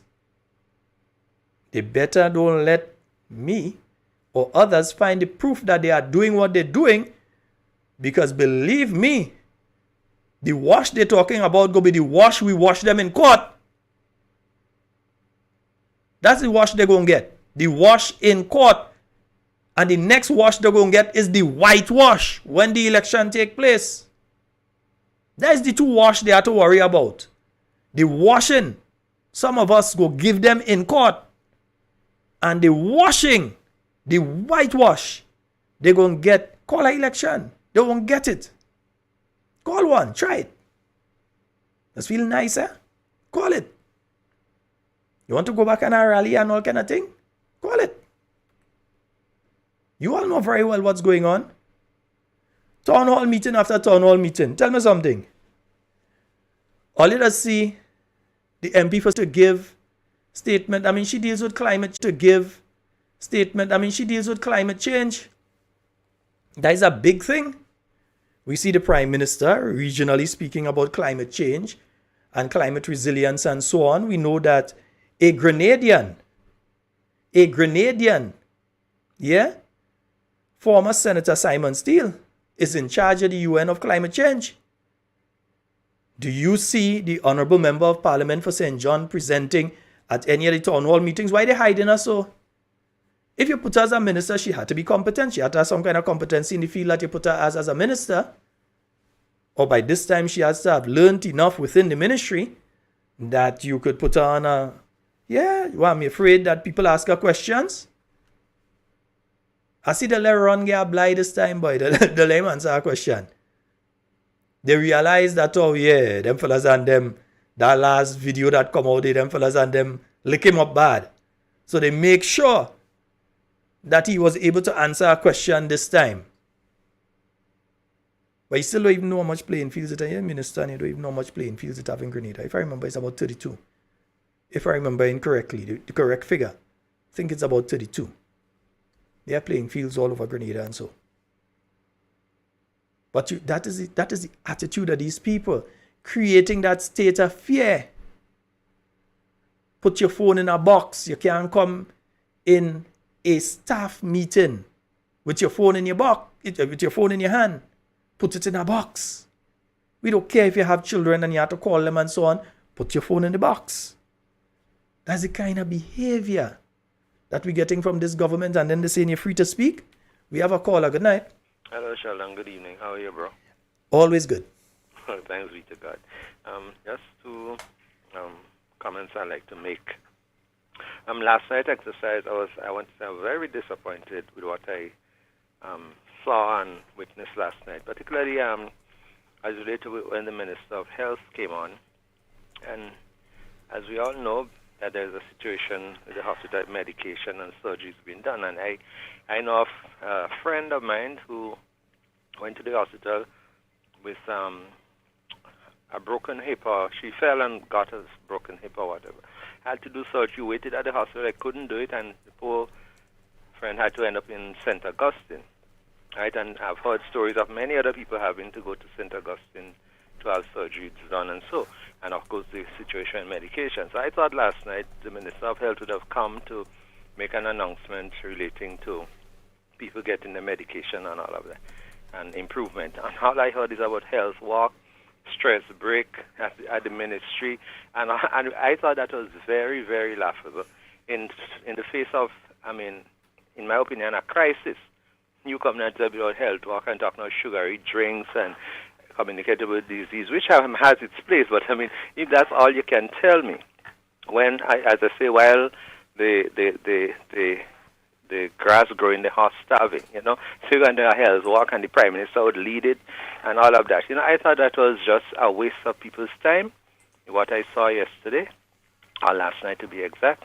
And the other thing I want to ask, I don't know if you can help me as it relates to the data protection bill, and if it is to become law. I am aware that the opposition has been making requests for certain information in the Parliament, and they have not been given as related to new employees, salary scale, ages, and so on. They were just given maybe a rough draft or estimate or whatever.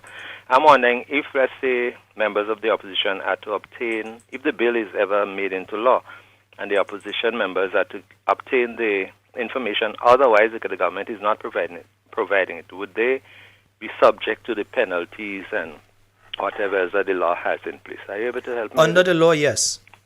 Wow. Even if they're illegally bound by virtue of being elected to Parliament and, has the right to have that information given to them? They no longer have the right to have that information given to them. Can be right. Sheldon, people are taking this thing very lightly. Our freedoms are being eroded. And I don't know if you know the analogy of people, if you put throw a frog in boiling water, it jumps out right away. But if you put it in cold water and turn the heat up gradually, it boils itself alive. People should not take this thing that simply. I am seeing the revolution. Let's say history has a way of repeating itself. And last night I watched the people in the hall, and to me they are either clueless or I don't know, blinded, or they're so into their party and whatever else that they cannot see the dangers. Sheldon, look at this situation in COVID. Many of the freedoms that were taken away or suspending after COVID have not been returned. I'm not talking here generally, but across the world, many of the freedoms people lost during COVID-19 has never been returned to people. So we have to watch our freedoms being eroded. And I feel this thing over there saying is not about you, just for corporate world. It's just a mask, and a disguise to what is really unfolding. And very, very early, I said to somebody, I'm very nervous of the Prime Minister. I think that man has dictatorial tendencies. And I remember Mr. Ali Dowden saying that he's the kind of man who is his way or no way. And people all little baby Jesus and like him and he handsome and he pretty face and a young boy. And we have to watch this thing. We have given power into the hands, as Ronald Reagan once said of Walter Mondale, youth and inexperienced people. And we have to watch this.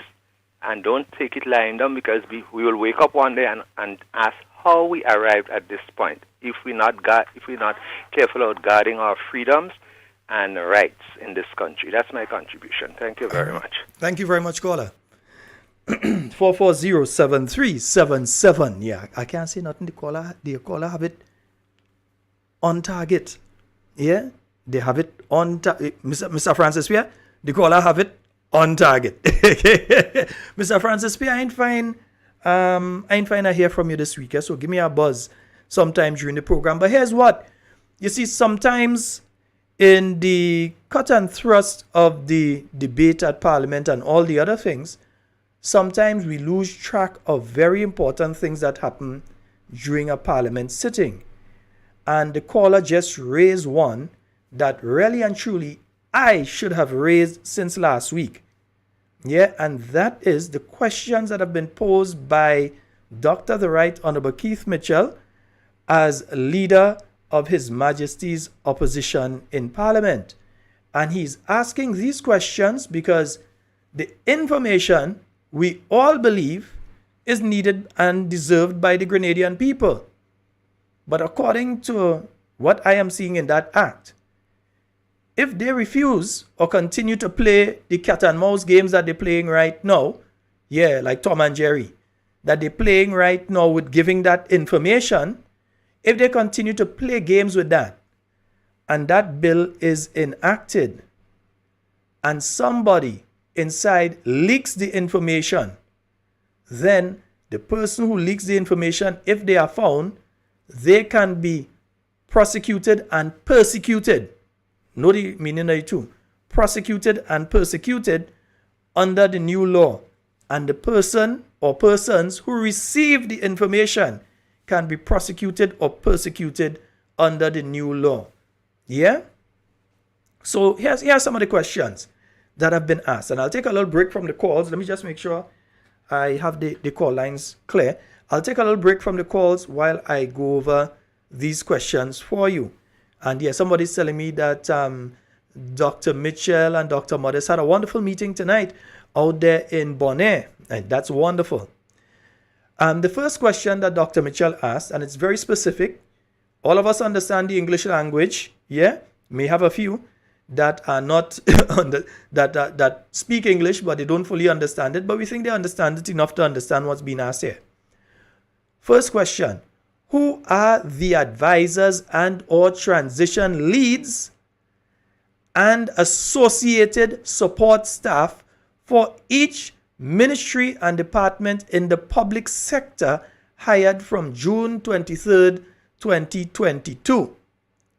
Right? So it asks who are the advisors, that is one category of people, and or whether the persons were also transition leads. So the advisors, the transition leads, and associated support staff. That's things like drivers, secretaries, technical officers, other people hired in ministry in other capacities. Once you're hired into the ministry, since the 23rd of June, he was asking for a list of these people, right? The response that was received only contained the names of 15 people. We know there are a lot more, because if you're talking about the Ministry of Implementation and Transformation alone, maybe really transportation, but transformation alone, you're talking more than 15. So they are saying only 15. Deborah St. Bernard, Ann Peters, I didn't know Ann Peters working on, anyway, Ann Peters, Willan Thompson, former Commissioner of Police, Faye Thompson, Franca Alexis Bernardine, all of them, yeah? Gemma Bain Thomas, Hugh Thomas, Larry Barry, Orlando Romaine, Sally Ann Lalji, Andrea St. Bernard, Joyce Thomas Peters, Stephen Fletcher, Patrick Simmons, and Richard Duncan. Let me go over those names again. They've just said these 15 people, and me and you know, it have a lot more, right? But this is what they came to Parliament and said, because they don't want you to know about the others. So they have said the only people hired. That's what they presented in Parliament on Tuesday. Yeah? They said the only people hired as advisors or transition leads or support staff. So that's apparently nobody was hired in the ministry. What do you call it? Ministry, well, MIT. You know what I'm talking about. Implementation and transformation. Deborah St. Bernard, Ann Peters, Willan Thompson, Faye Thompson, Franca Alexis Bernardine, Gemma Bain Thomas, Hugh Thomas, Larry Barry, Orlando Romaine, Sally Ann Logie, Andrea St. Bernard, Joyce Thomas Peters, Stephen Fletcher, Patrick Simmons, and Richard Duncan. I mean, most of that list song like a NDC executive after a convention, eh? Yeah, most of it song like a NDC executive after convention, right? The second question, very, very specific question that was asked. And I'm sorry I don't have these in slide form to put them up. I'll make sure that I have them in slide form for Monday. The second question asked what are the ages? What is the age of these people? Salaries, what are they working for? Allowances, other forms of compensation or benefits and responsibilities associated with each advisor and or transition lead and associated support staff for each ministry and department in the public sector hired since June 23rd, 2022. This is the way that they've answered that question. This is the answer. The ages range from 45 to 65 years. I know young people there, you know, right? Anyhow, the monthly fees associated with each advisor and or transition lead for each ministry and department in the public sector hired from 23rd June 2022 are $5,000 per month for each transition lead for a 3-month period of July to September 2022, leading to the payment of total fees in the amount of roughly $250,000, $225,000. Now, that is the answer that they've given. What they were supposed to do is to put the name of each individual and put next to it the monthly salary that the individual is receiving. If they're receiving $5,000, put it. They're receiving $8,000, put it. They're receiving $7,000, put it. $12,000, put it. So, they were supposed to put that list out with all the names, all the salaries next to it, the ages of each individual. So they're not telling you what's the age of a Deborah St. Bernard to a Patrick Simmons to a Richard Duncan. They're not telling you the ages. But that is what was asked for. What are the ages of these people? What are the salaries that each person is working for? Because each person might be working for a different salary. Instead, what they did is only speak about the transition leads. But even in that list, not everyone that is mentioned in that 15 people there, not all of them were transition leads. They did not even specify persons 1, 2, 3, 4, or 5 were transition leads and are not acting as advisors now, but were only transition leads. So they were just there for that 3-month period. They are bluntly taking you and me for fools and attempting to take Dr. the Right Honorable Keith Mitchell for a fool, and all that we know he ain't stupid. But they are going wrong and about and refusing to answer the questions. The question was asked, what are the ages, the monthly fees associated with each advisor and or transition lead? So if they were just a transition lead, this is what they work for as a transition lead. This is what they're working for as an advisor. Right? For each ministry and department in the public sector. Right? So that is what was asked. What other forms of compensation are these people receiving? We've seen the document for Ian Django Thomas. We've seen the document for Patrick Simmons with the 50% concession on a vehicle and that they provided with communications and all these different things. We've seen that in those documents. We want to know if that is what obtains for all of these people, and it's much more than 15. But for at least for the 15 that they've put, Have all these people got concessions on vehicles? Have all these people got traveling allowances? So while you may be looking at the salary and say 5,000 a month, you may just realize that next thing, them receive a 2,600 traveling allowance too. Might not just be ministers. And you can't say that it's not true. And you can't say it is true. You can't say that you know, because the government bluntly refuses to answer these questions that were posed in Parliament. And while they're giving these I can't say that word on radio. While they're giving these half answers, I'm going to use another A word. These half answers in Parliament, they are at the same time passing a bill that if somebody inside there leaks that information to you, that person's in trouble and you in trouble.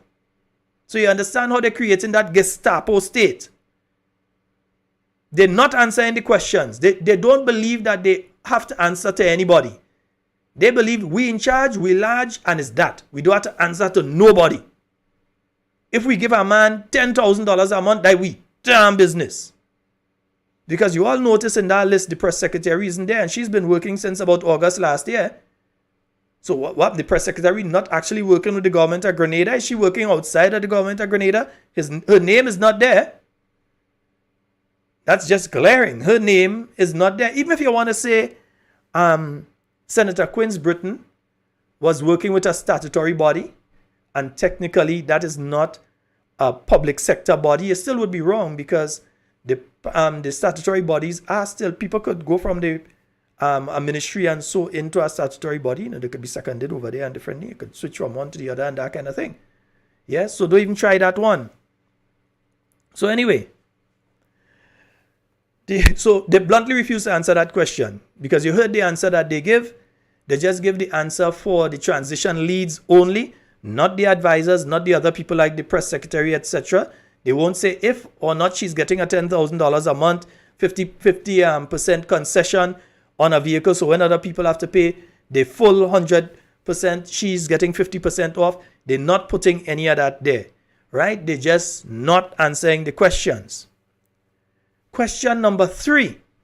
I'm going over them. I'm taking my time and go over them, even if it means I have to stay extra 15, 20 minutes. I'm going over these questions because I think it's important that you know that they are hiding things from you, and they are at the same time putting a law in place to frighten people from passing that information to you, to lock it down even more. Yeah? Yes, of course, I'm aware that that list also does not have Ian Thomas's name on it. I'm aware of that. Yeah? And several other people.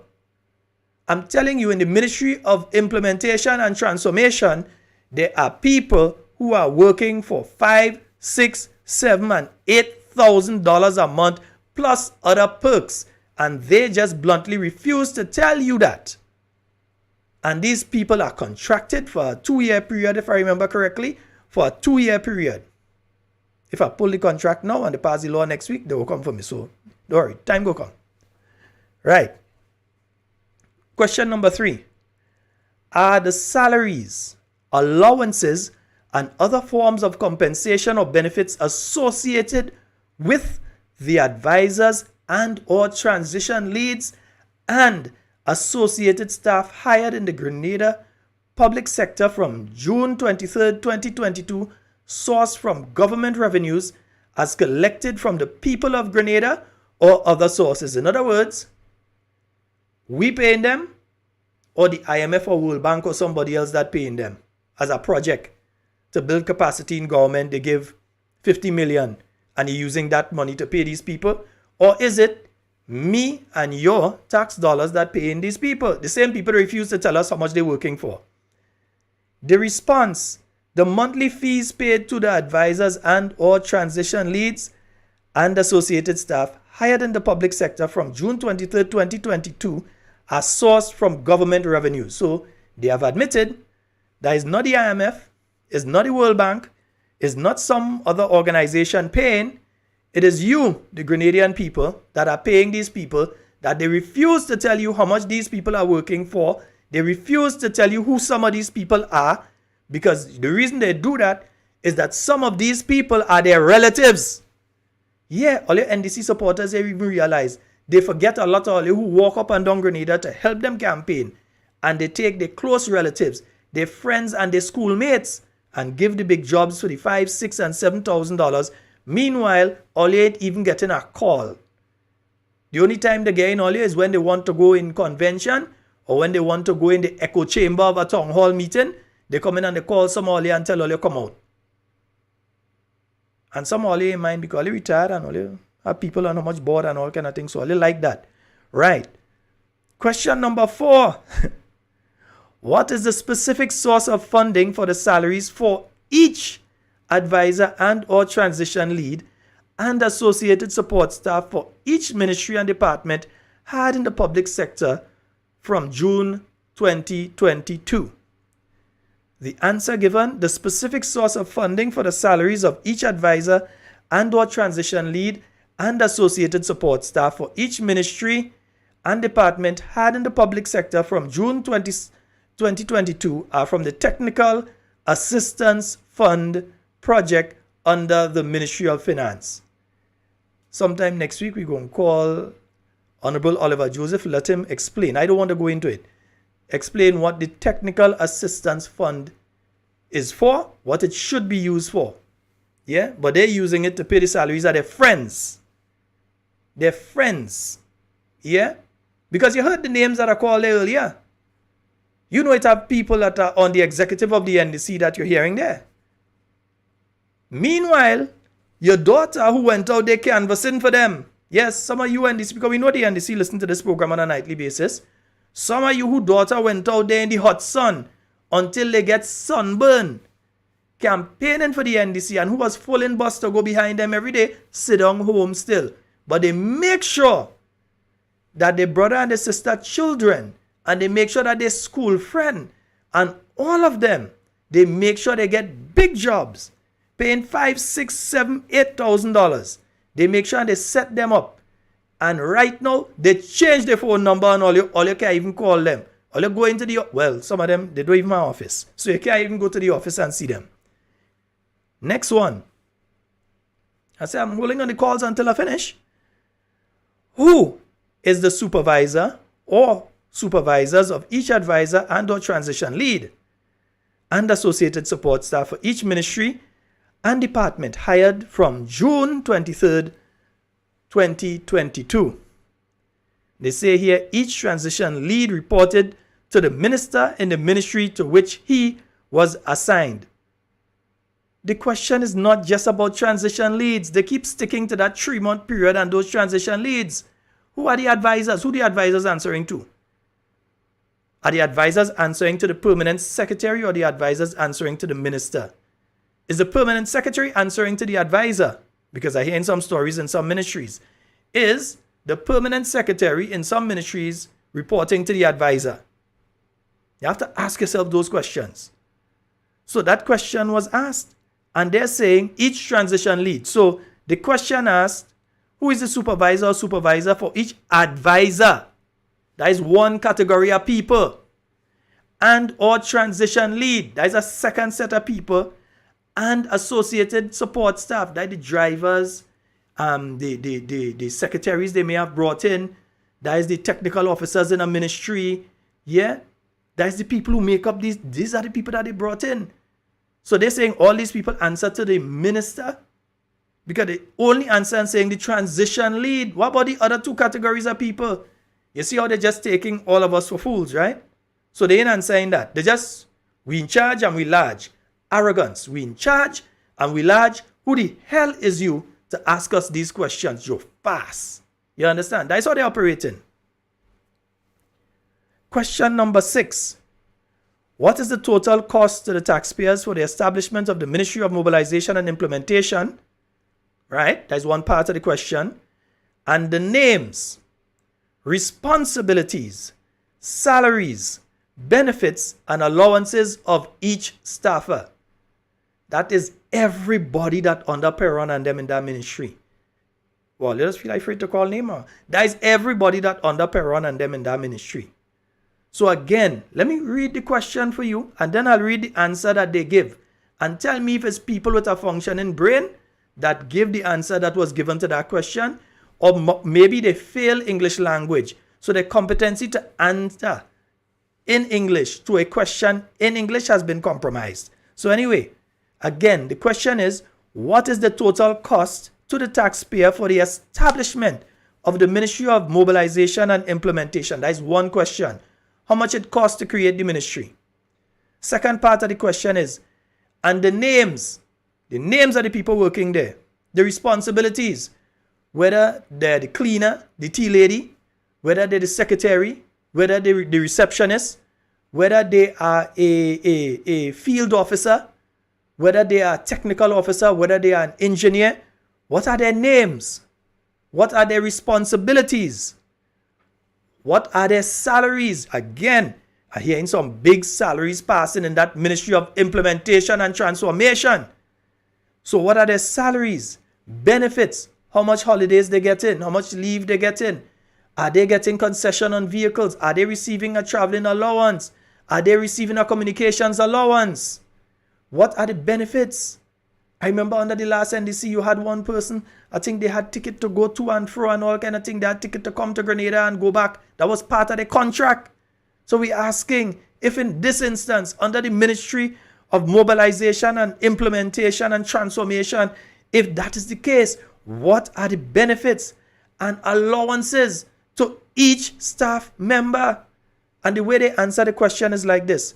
Cost to establish the Ministry of Mobilization, Implementation and Transformation. Point 1. Office infrastructure and expenditure. $119,676.70. I have a question about that just now. Furniture and equipment. $119,479.07. Salaries and allowances. $639,946.37. Total costs, $959,102.14. Now they answer part of the question. They answer what is the cost to establish. They refuse to give the names of the people working there. They've refused to give the responsibilities of these people that are working there. They've refused to give the salaries of these people working there. They have refused to give the benefits and allowances for the people working there. Mr. Minister, what in the hell are you trying to hide? You're afraid some people know the relationship between the names of some of those people and you and others within the government? Yeah, all of you who went campaigning and walking all over canvassing for them. All of you all who were playing, what does call them, supergrass. In other words, they were playing spies. Going and bringing information for them and he was looking for your payback right now. Well, this is your payback. They didn't even want all you to know the big money they're paying people in them place there. Don't feel nobody, maybe the cleaner or somebody, maybe getting a look at 2,000 and something a month, but the rest of it, big money. They don't want you to know. So that's how they answer the question. You all heard the question? You all heard the answer. Right. Question number 7. Yeah, it's a lot of questions. Question number 7. What is the cost to the state of Grenada for travel? The purpose of the same and the name of each member of the travel delegation and their associated position, role or responsibility since June 23rd, 2022. Yeah, and they have in brackets there, the PS in the Ministry of Finance is supposed to assist with answering that question. Right? So in other words, because I remember during the time of the New National Party, we were asked the very same question. And how the New National Party answered the question. We put the name of every person that traveled on behalf of the government of Grenada. We put what they attended. If it was a meeting in Brazil or Argentina, they went to Uruguay to a forum. They went over to France, to a CBI forum, whatever it is. We put the name of every individual. We put next to it what they went for, their position, what they went for, the cost that it took for that individual to go, and who paid.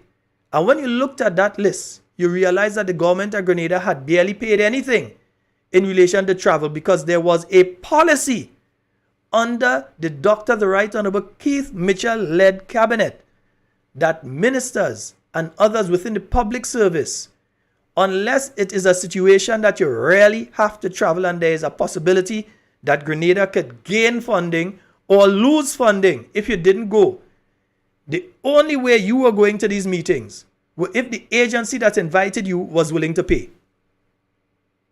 That was it. That was a standard thing during the time of the New National Party.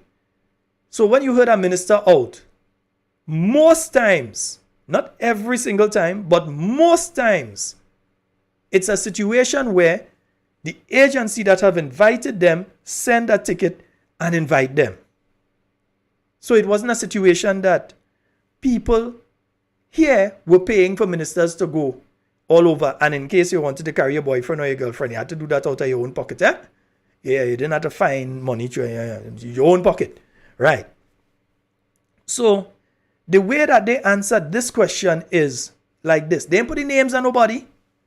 They put international travel expenses, which comprise of airfare, accommodation, meals, subsistence, and sundry expenses. I'd love to know what the sundry expenses are. What, they had to buy winter clothes and things when they go on government pay for that?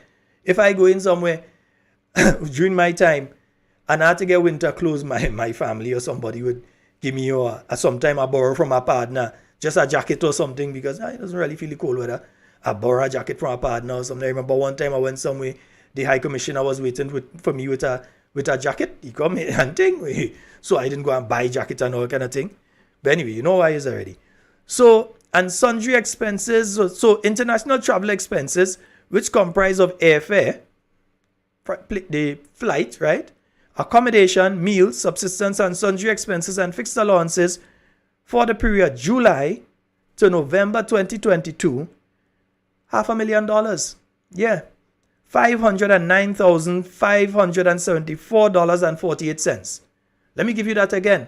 $509, $578.48. That's what government paid. That's why every minute you're looking for a minister, there's some way outside of Grenada.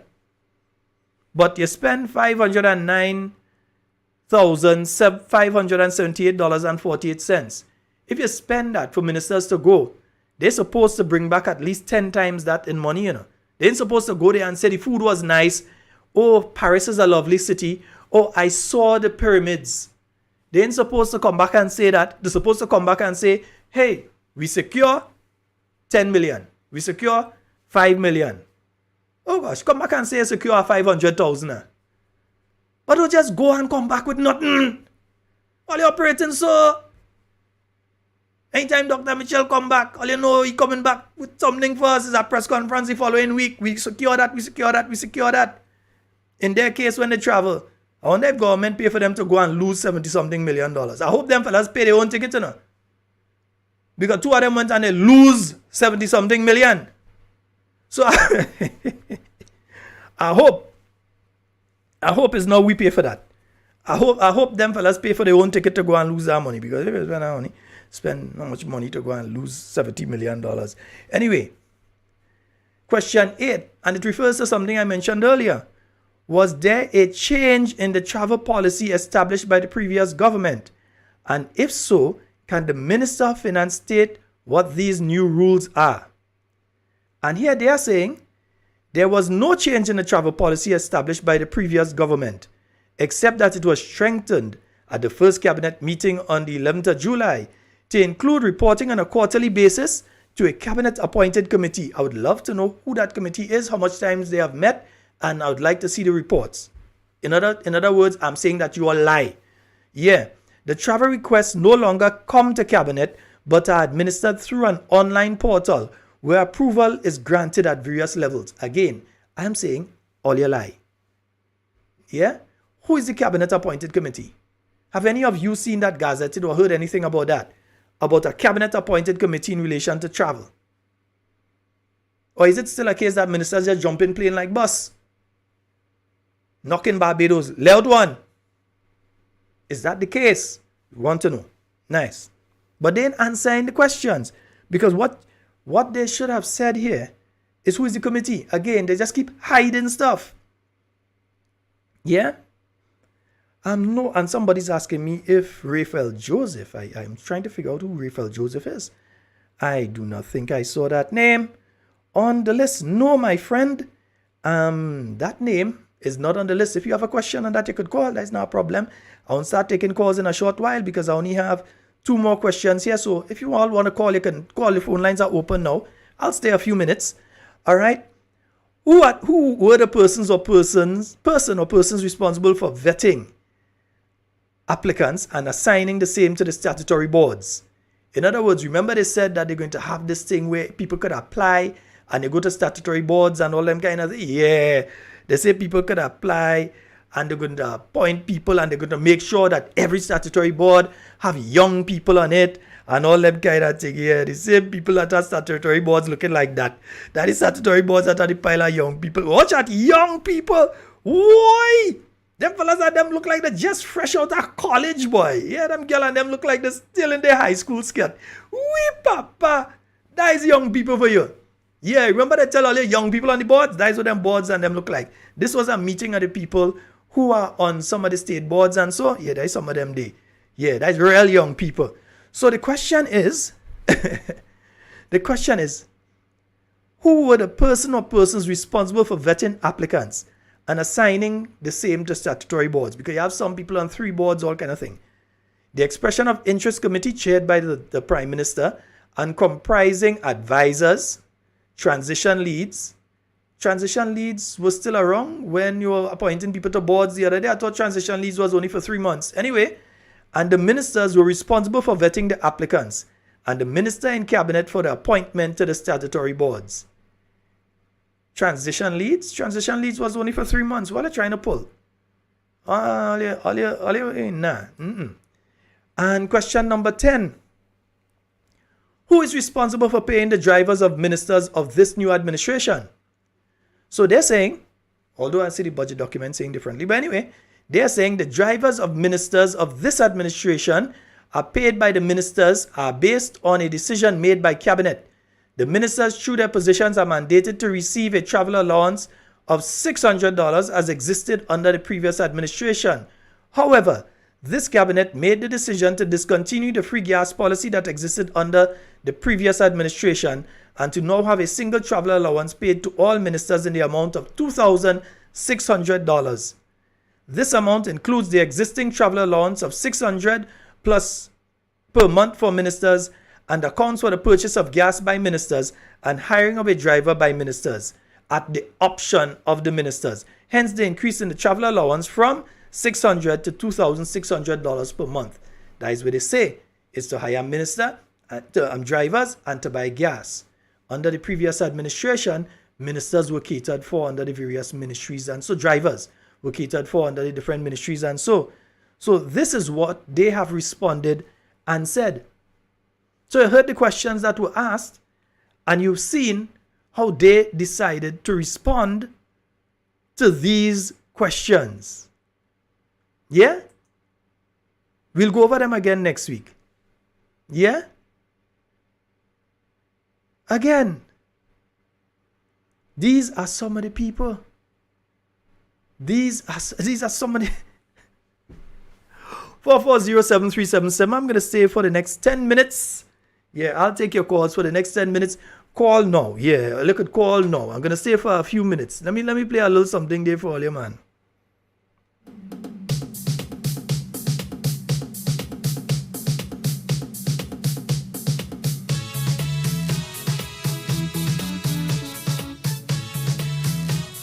Wendy Ann Maguire, you and Teresa behave.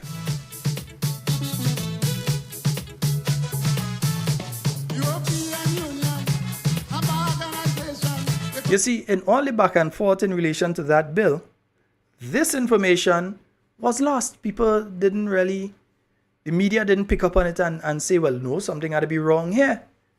You understand?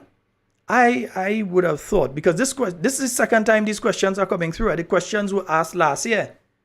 And again, similarly, they refused to answer the questions. But they are doing this purposely because they don't want you to know. This government is the government of we don't want you to know. So they're continually trying to hide information from you. They're trying to protect themselves from you knowing what is going on. That's what they're trying to do. But why are you trying to hide if nothing wrong? Okay, what is wrong? Jill, I'm not paying them to the back of the class. Wendy and Teresa is two characters. They're easy at all. Yeah. Why are they trying to hide this information? Why are they just refusing? I mean, I'm sure that they understand English. I'm sure that they know what has been taking place. And somebody's asking if nobody in Karaku. No, I don't know all the people on the list that I've called out. But I know of many people that have been taken on board in Karaku. None of them name is on this list. None of their salaries are on this list and so. And I'm wondering why. What are they trying to hide? Yeah? Remember, this government has fired more people than they've hired. Eh? That is by far. They have sent home and caused unemployment in this country more than they have hired people. I often use the analogy of when the new National Party came in office and what took place, the employment and the engagement of thousands of young people in less time than this administration has been in office. To put that program together, to get things cranking, to get a team together, and to get those young people under the program. To have those young people doing the training classes and then going out into the world of work and finding opportunities. And so many of them, you're seeing some police officers right now, they came in after 2013 under the Imani program. That's where they get a foot in the door in the Royal Grenada Police Force. You're seeing some nurses in white right now, here and abroad, because some of them, they've trained. They started under the Imani. They went in, they've trained, they became full-fledged nurses. And some of them, I know of who is in England, I know of who is in the United States and Canada and other Caribbean countries, a pile in Trinidad, in Anguilla, all over. Grenadian nurses that started off as Imani trainees. So, and that was within the first year.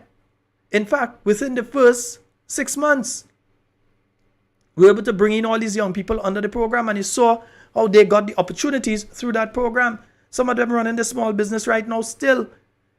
And they got the training to do that through the Imani program. So you had all of these things that were taking place then. Creation of opportunities. But under the NDC administration, all you have is go home, shut up, go home, shut up, go home, shut up. The most successful program they have implemented is the Send Home program. And right now, they're trying to follow up the Send Home program with the Shut Up program. Yeah? I usually say the rush to hush. And they believe that people just supposed to stop talking on these things and hush them out in relation to these things.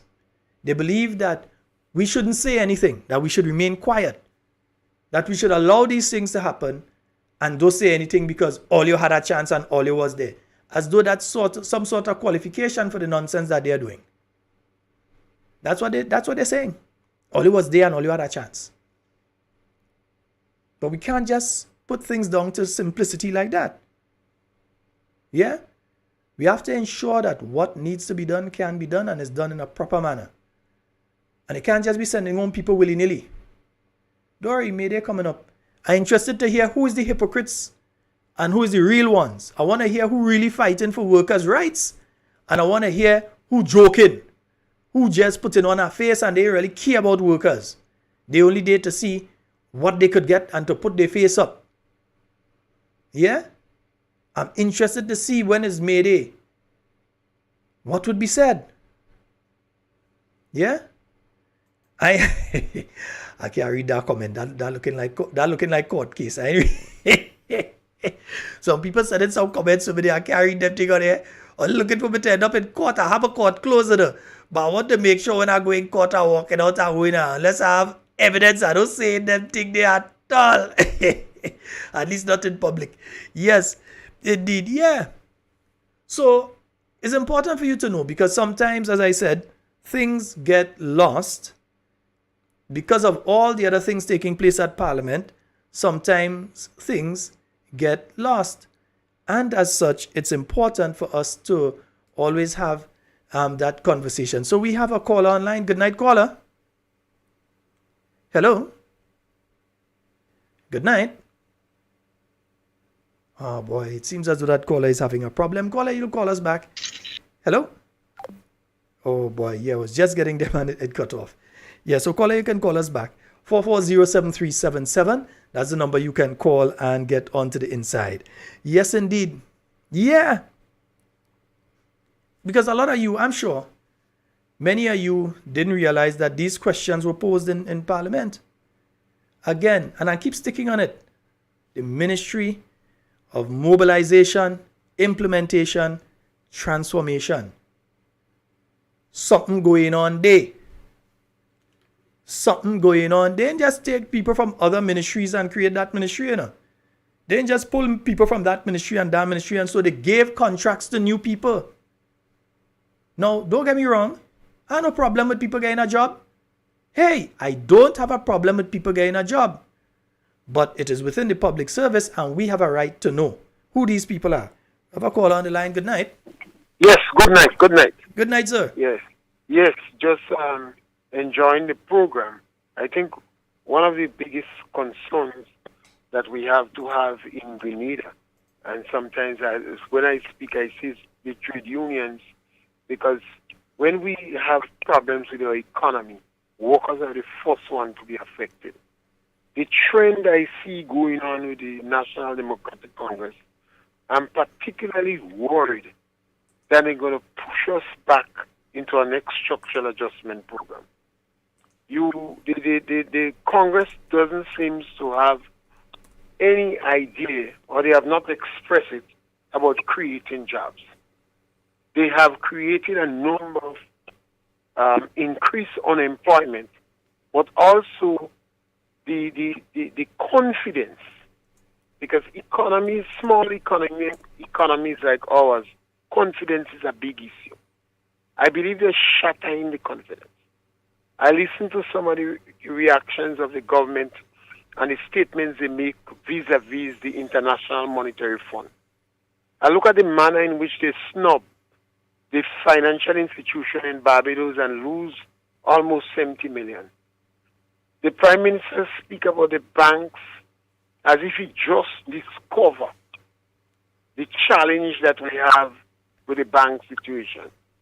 But the very confidence that the banks had, or perhaps we could say the remnant of confidence that existed between the financial institutions and workers on contract, or the informal sector, or workers in the private sector, that has been shattered because the government gotten rid of or dismissed or fire workers that work in 16 and 17 years of government. In yesteryear, or in the past, a worker working 5, 6, 7 years with a company, particularly if the company was in good financial status, could have gone to the bank and a letter from the company and the worker's track record could have get that worker getting us a loan, fast cash, quotes and others. Now these companies will be reluctant because they will believe that people could lose their job anytime. So sometimes I wonder, I know the government is new and almost all of them have very little experience in politics, but I wonder about the advisors. If they're taking advice, or if the advisors advising them. I think it needs to be the concern of all and sundry, because once we have to face the financial institution again, once we have to face the International Monetary Fund again, all Grenadians will be affected, particularly workers. Yeah? Yes, indeed. Yeah. All right. Thank you so very much for your input, sir. And tomorrow morning, you're on? Yes. From what time would you be on tomorrow morning? From I haven't heard that response. Hello? Oh boy, it seems as though we lost the caller. But yes, he is on tomorrow. That's Mr. Francis Pear. He's on tomorrow along with Carl Caton and Igwe Andre Donald. They're on tomorrow. And that is from, I believe they usually start at 7 a.m. on 91.9, 91.5 FM. You could also look for them on D Real FM, as in D as in the letter D, realfmgrenada.com. You could look on that website. You could look for Real FM Grenada, the Facebook page. You could look for them there, and they're also on YouTube. So they're starting at 7 tomorrow, and they usually go from 7 up until 12. So look out for them tomorrow morning as they discuss issues that have come up during this week. So they refuse to answer questions. Them fellas and them, they ain't answering questions. They ain't believe they have to answer questions. They find, who are we to ask them questions? So they ain't answering questions. Under the new National Party, they ask the questions, we answer. Who travel? In fact, I end up having a laugh when the NNP put out the travel list. Because they even put people in ministries who went to Carriacou. When they say overseas travel, they included people that went to Carriacou too, you know. So you had Minister so-and-so or PS so-and-so travel to Carriacou on that date, and this was how much they spent on that trip. That and all was there, you know. They even put the people that went to Carriacou as well on the traveling list, and it still didn't come up to $500 and something thousand. Yeah? It still did not come up. I can say that proudly. It didn't come up to that. Yeah? So just a few minutes remaining. If you want to call, because remember, I'm not coming on tomorrow night. Yes. I am preparing, I'm saying it publicly, I'm preparing to do a new program we're going to call Friday Night Forums, right? It's going to be Friday Night Forum. We're going to start that program pretty soon, but I have to put things in place to ensure that when we do it good. Because let's see, we up with standard already this week. You see, we start off the week one way, and then as the week progressed, we reach to this standard. We want to go and drop with standard for the Friday Night Forum. So we want to make sure that the Friday Night Forum is done properly. And you all will be informed when Friday Night Forum starts, what time it's going to be, to what time, and the format of the Friday Night Forum. It's going to be different to this. But Friday Night Forums will be coming your direction soon. All right? I promise you all that. Because people have been asking for the Friday night programs. I have heard you. I am working on it. We will be starting soon. I don't want to give a start date and then something will work out. I must put certain things in place. All you know me already. I'm a children and I don't play around with that. Yeah? Nice. So I want to put things in place so that when it comes to our Friday night, we know what's going on. We're good to go. Next thing I might have to bring Kiami. I might have to bring Javon inside here with me, you know. Javon might have to be my co-host during the program on a night. So, folks, that's all the time we have for Talking Points tonight. It's been wonderful being here with you and interacting with you. And as we end this week and we go into the weekend, I want to make sure that you all stay safe and secure. And, of course, don't do what I wouldn't do, you know. Yeah, don't do what I wouldn't do. In fact, sometimes you have to do what I wouldn't do and do things that are, yeah.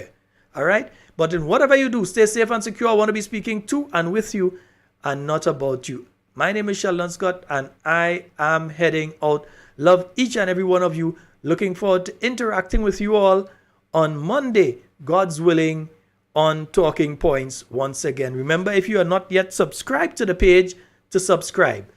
If you are already subscribed, make sure that you get your friends, your family members, your co-workers to subscribe to the Talking Points page. If you're on Facebook, like the program, share the program.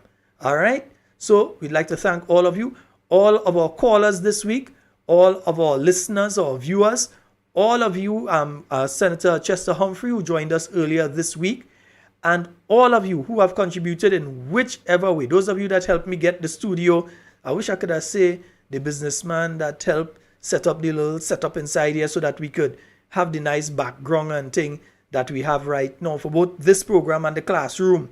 Yeah, I wish I could have called the name, but I had to get permission to call the name because, again, they want to frighten people and they want to spite people. So they just can't call name. People helping to do little things, but they just try to spite them, so they just can't call names unless the person brave and they just say, call my name, me ain't care. Then I'll do it, all right? But we'd like to thank you and your lovely wife for the assistance that you gave to get the studio to this point, and the whole Talking Points crew. Love each and every one of you. And we will be back on Monday, God's willing, with more Talking Points for you. Let me give all you a nice one to go out with. I ain't played this one for a long time. You know. Let me play a tune there. Kids.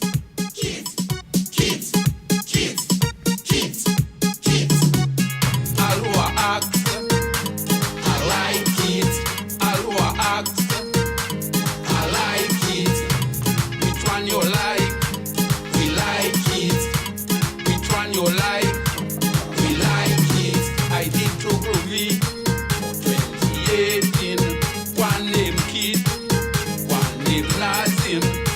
massive grenade. Carrying to 1 p.m. to find out how they feel about them. All who are act, I like it. All who are act, I like it. Which one you like? We like it. Which one you like? We like it. You ski for the competition. Kids is the better one. All who are act, I like it. All who are act, I like it. In my quest to find out why they chose it, they told me it have right formula. He said quality is exceptional. Last can compare with it, no time at all. All who are act, I like it. All who are act, I like it. Which one you like? We like it. Which one you like? We like it. You ski for the competition. Kings is the better one. All who are act, I like it. All who are act. Skinny. Well, the other day, everybody singing one song. What is the singing? election coming there, you know who they're voting for. But you have a kind of chorus they were singing. Let me hear. If NDC win again, we cry it. If NDC win again, we ball it. If NDC win again, we cry it. If NDC win again, we ball it. I know. Me partner till he meet me, I tell you he vex like hell. He says Spider Grenade and go vote back Dr. Mitchell. I said till he 5 years now you there, you don't have to vex. I'm Grenadian people are stupid, they know where to put the X and they singing no cookie eye, no cookie eye. Who you voting? Tell me, who you voting? What squad? No cookie eye, no cookie eye. Bring on. Who you voting? Tell me, who you voting? Instead of NDC walking to build the country, look how they fighting like dog and cat in their own party. Some NDC supporters say they can't take no more, and they make Tillman get so vexed. Till he fire Joe and they singing no cookie eye, no cookie eye. Who you voting? Tell me, who you voting? What squad? No cookie eye, no cookie eye. Bring on. Who you voting? Tell me, who you voting? If NDC win again, we cry it.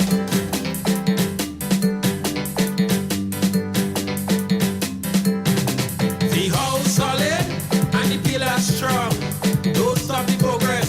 We moving on. The house solid and the pillars strong. Don't stop the progress. Take a good look around. The house solid and the pillars strong. Don't stop the progress. We moving on. The house solid and the pillars strong. Don't stop the progress. Take a good look around. 95 we rule this country, the new national party, Dr. Kit administration, show plenty progress in my land, opportunity for the young people, the money program, and skills training too. We taking Grenada to a higher level, concession farmers getting people between me and you. Don't stop the progress. Don't stop the progress. Don't stop the progress. Don't stop it. National Stadium, don't stop it. Fish market in town, don't stop it. The bus terminal, don't stop it. Cruise ships and all, don't stop it. General Hospital, don't stop it. Nurses School start don't stop it. The port expansion, don't stop it. repair of police station. Don't stop it. Pressure. Hey. Oh Lord, put a hand. Save us from Nazim until man. We down on we knees. Rescue us from NDC, please. And we ballin'. People ballin'. Poor people suffering. They can't take it again. Oh Lord, put a hand. Save us from Nazim until man. We down on we knees. Rescue us from NDC, please. And we ballin'. People ballin'. Poor people suffering. They can't take it again. Say we made a mistake. And for 4 years we failed. We vote incompetence, hoping for directions. Is only bacchanal, like a set of school girls. While the country sinking, them handicaps can't do nothing. Oh Lord, put a hand, save us from Nazim until man. We down on we knees, rescue us from NDC, please. And we ballin'. People ballin'. Poor people suffering, they can't take it again. Oh Lord.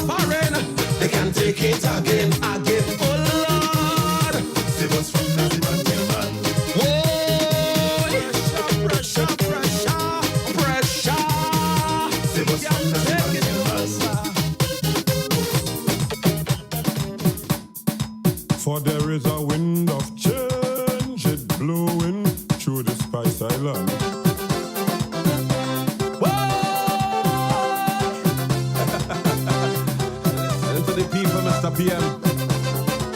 Don't play with the Grenadian people, cause the wind is turning around. At all.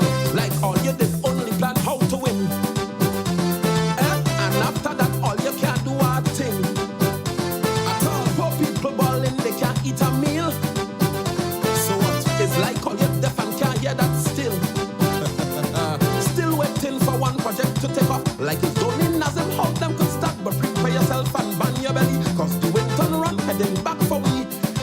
So I said the wind of change, it blowing in the next direction. Man, the wind of change, it blowing back where he came from. Hear the people out on the streets. We want kids, we want kids. Man, they say they're tired, they can't take kids. We want kids, we want kids. Man, the country balling, it's sick. We want kids, we want kids. So they need a doctor to come fix it. We want kids, we want kids. Hear the young men out on the block. Man, they say they're tired of the old talk. Listen to them. Every day is blah, blah, blah, blah. That alone. And they can't see action to back it up. Oh, Lord God. Woo! I say be careful.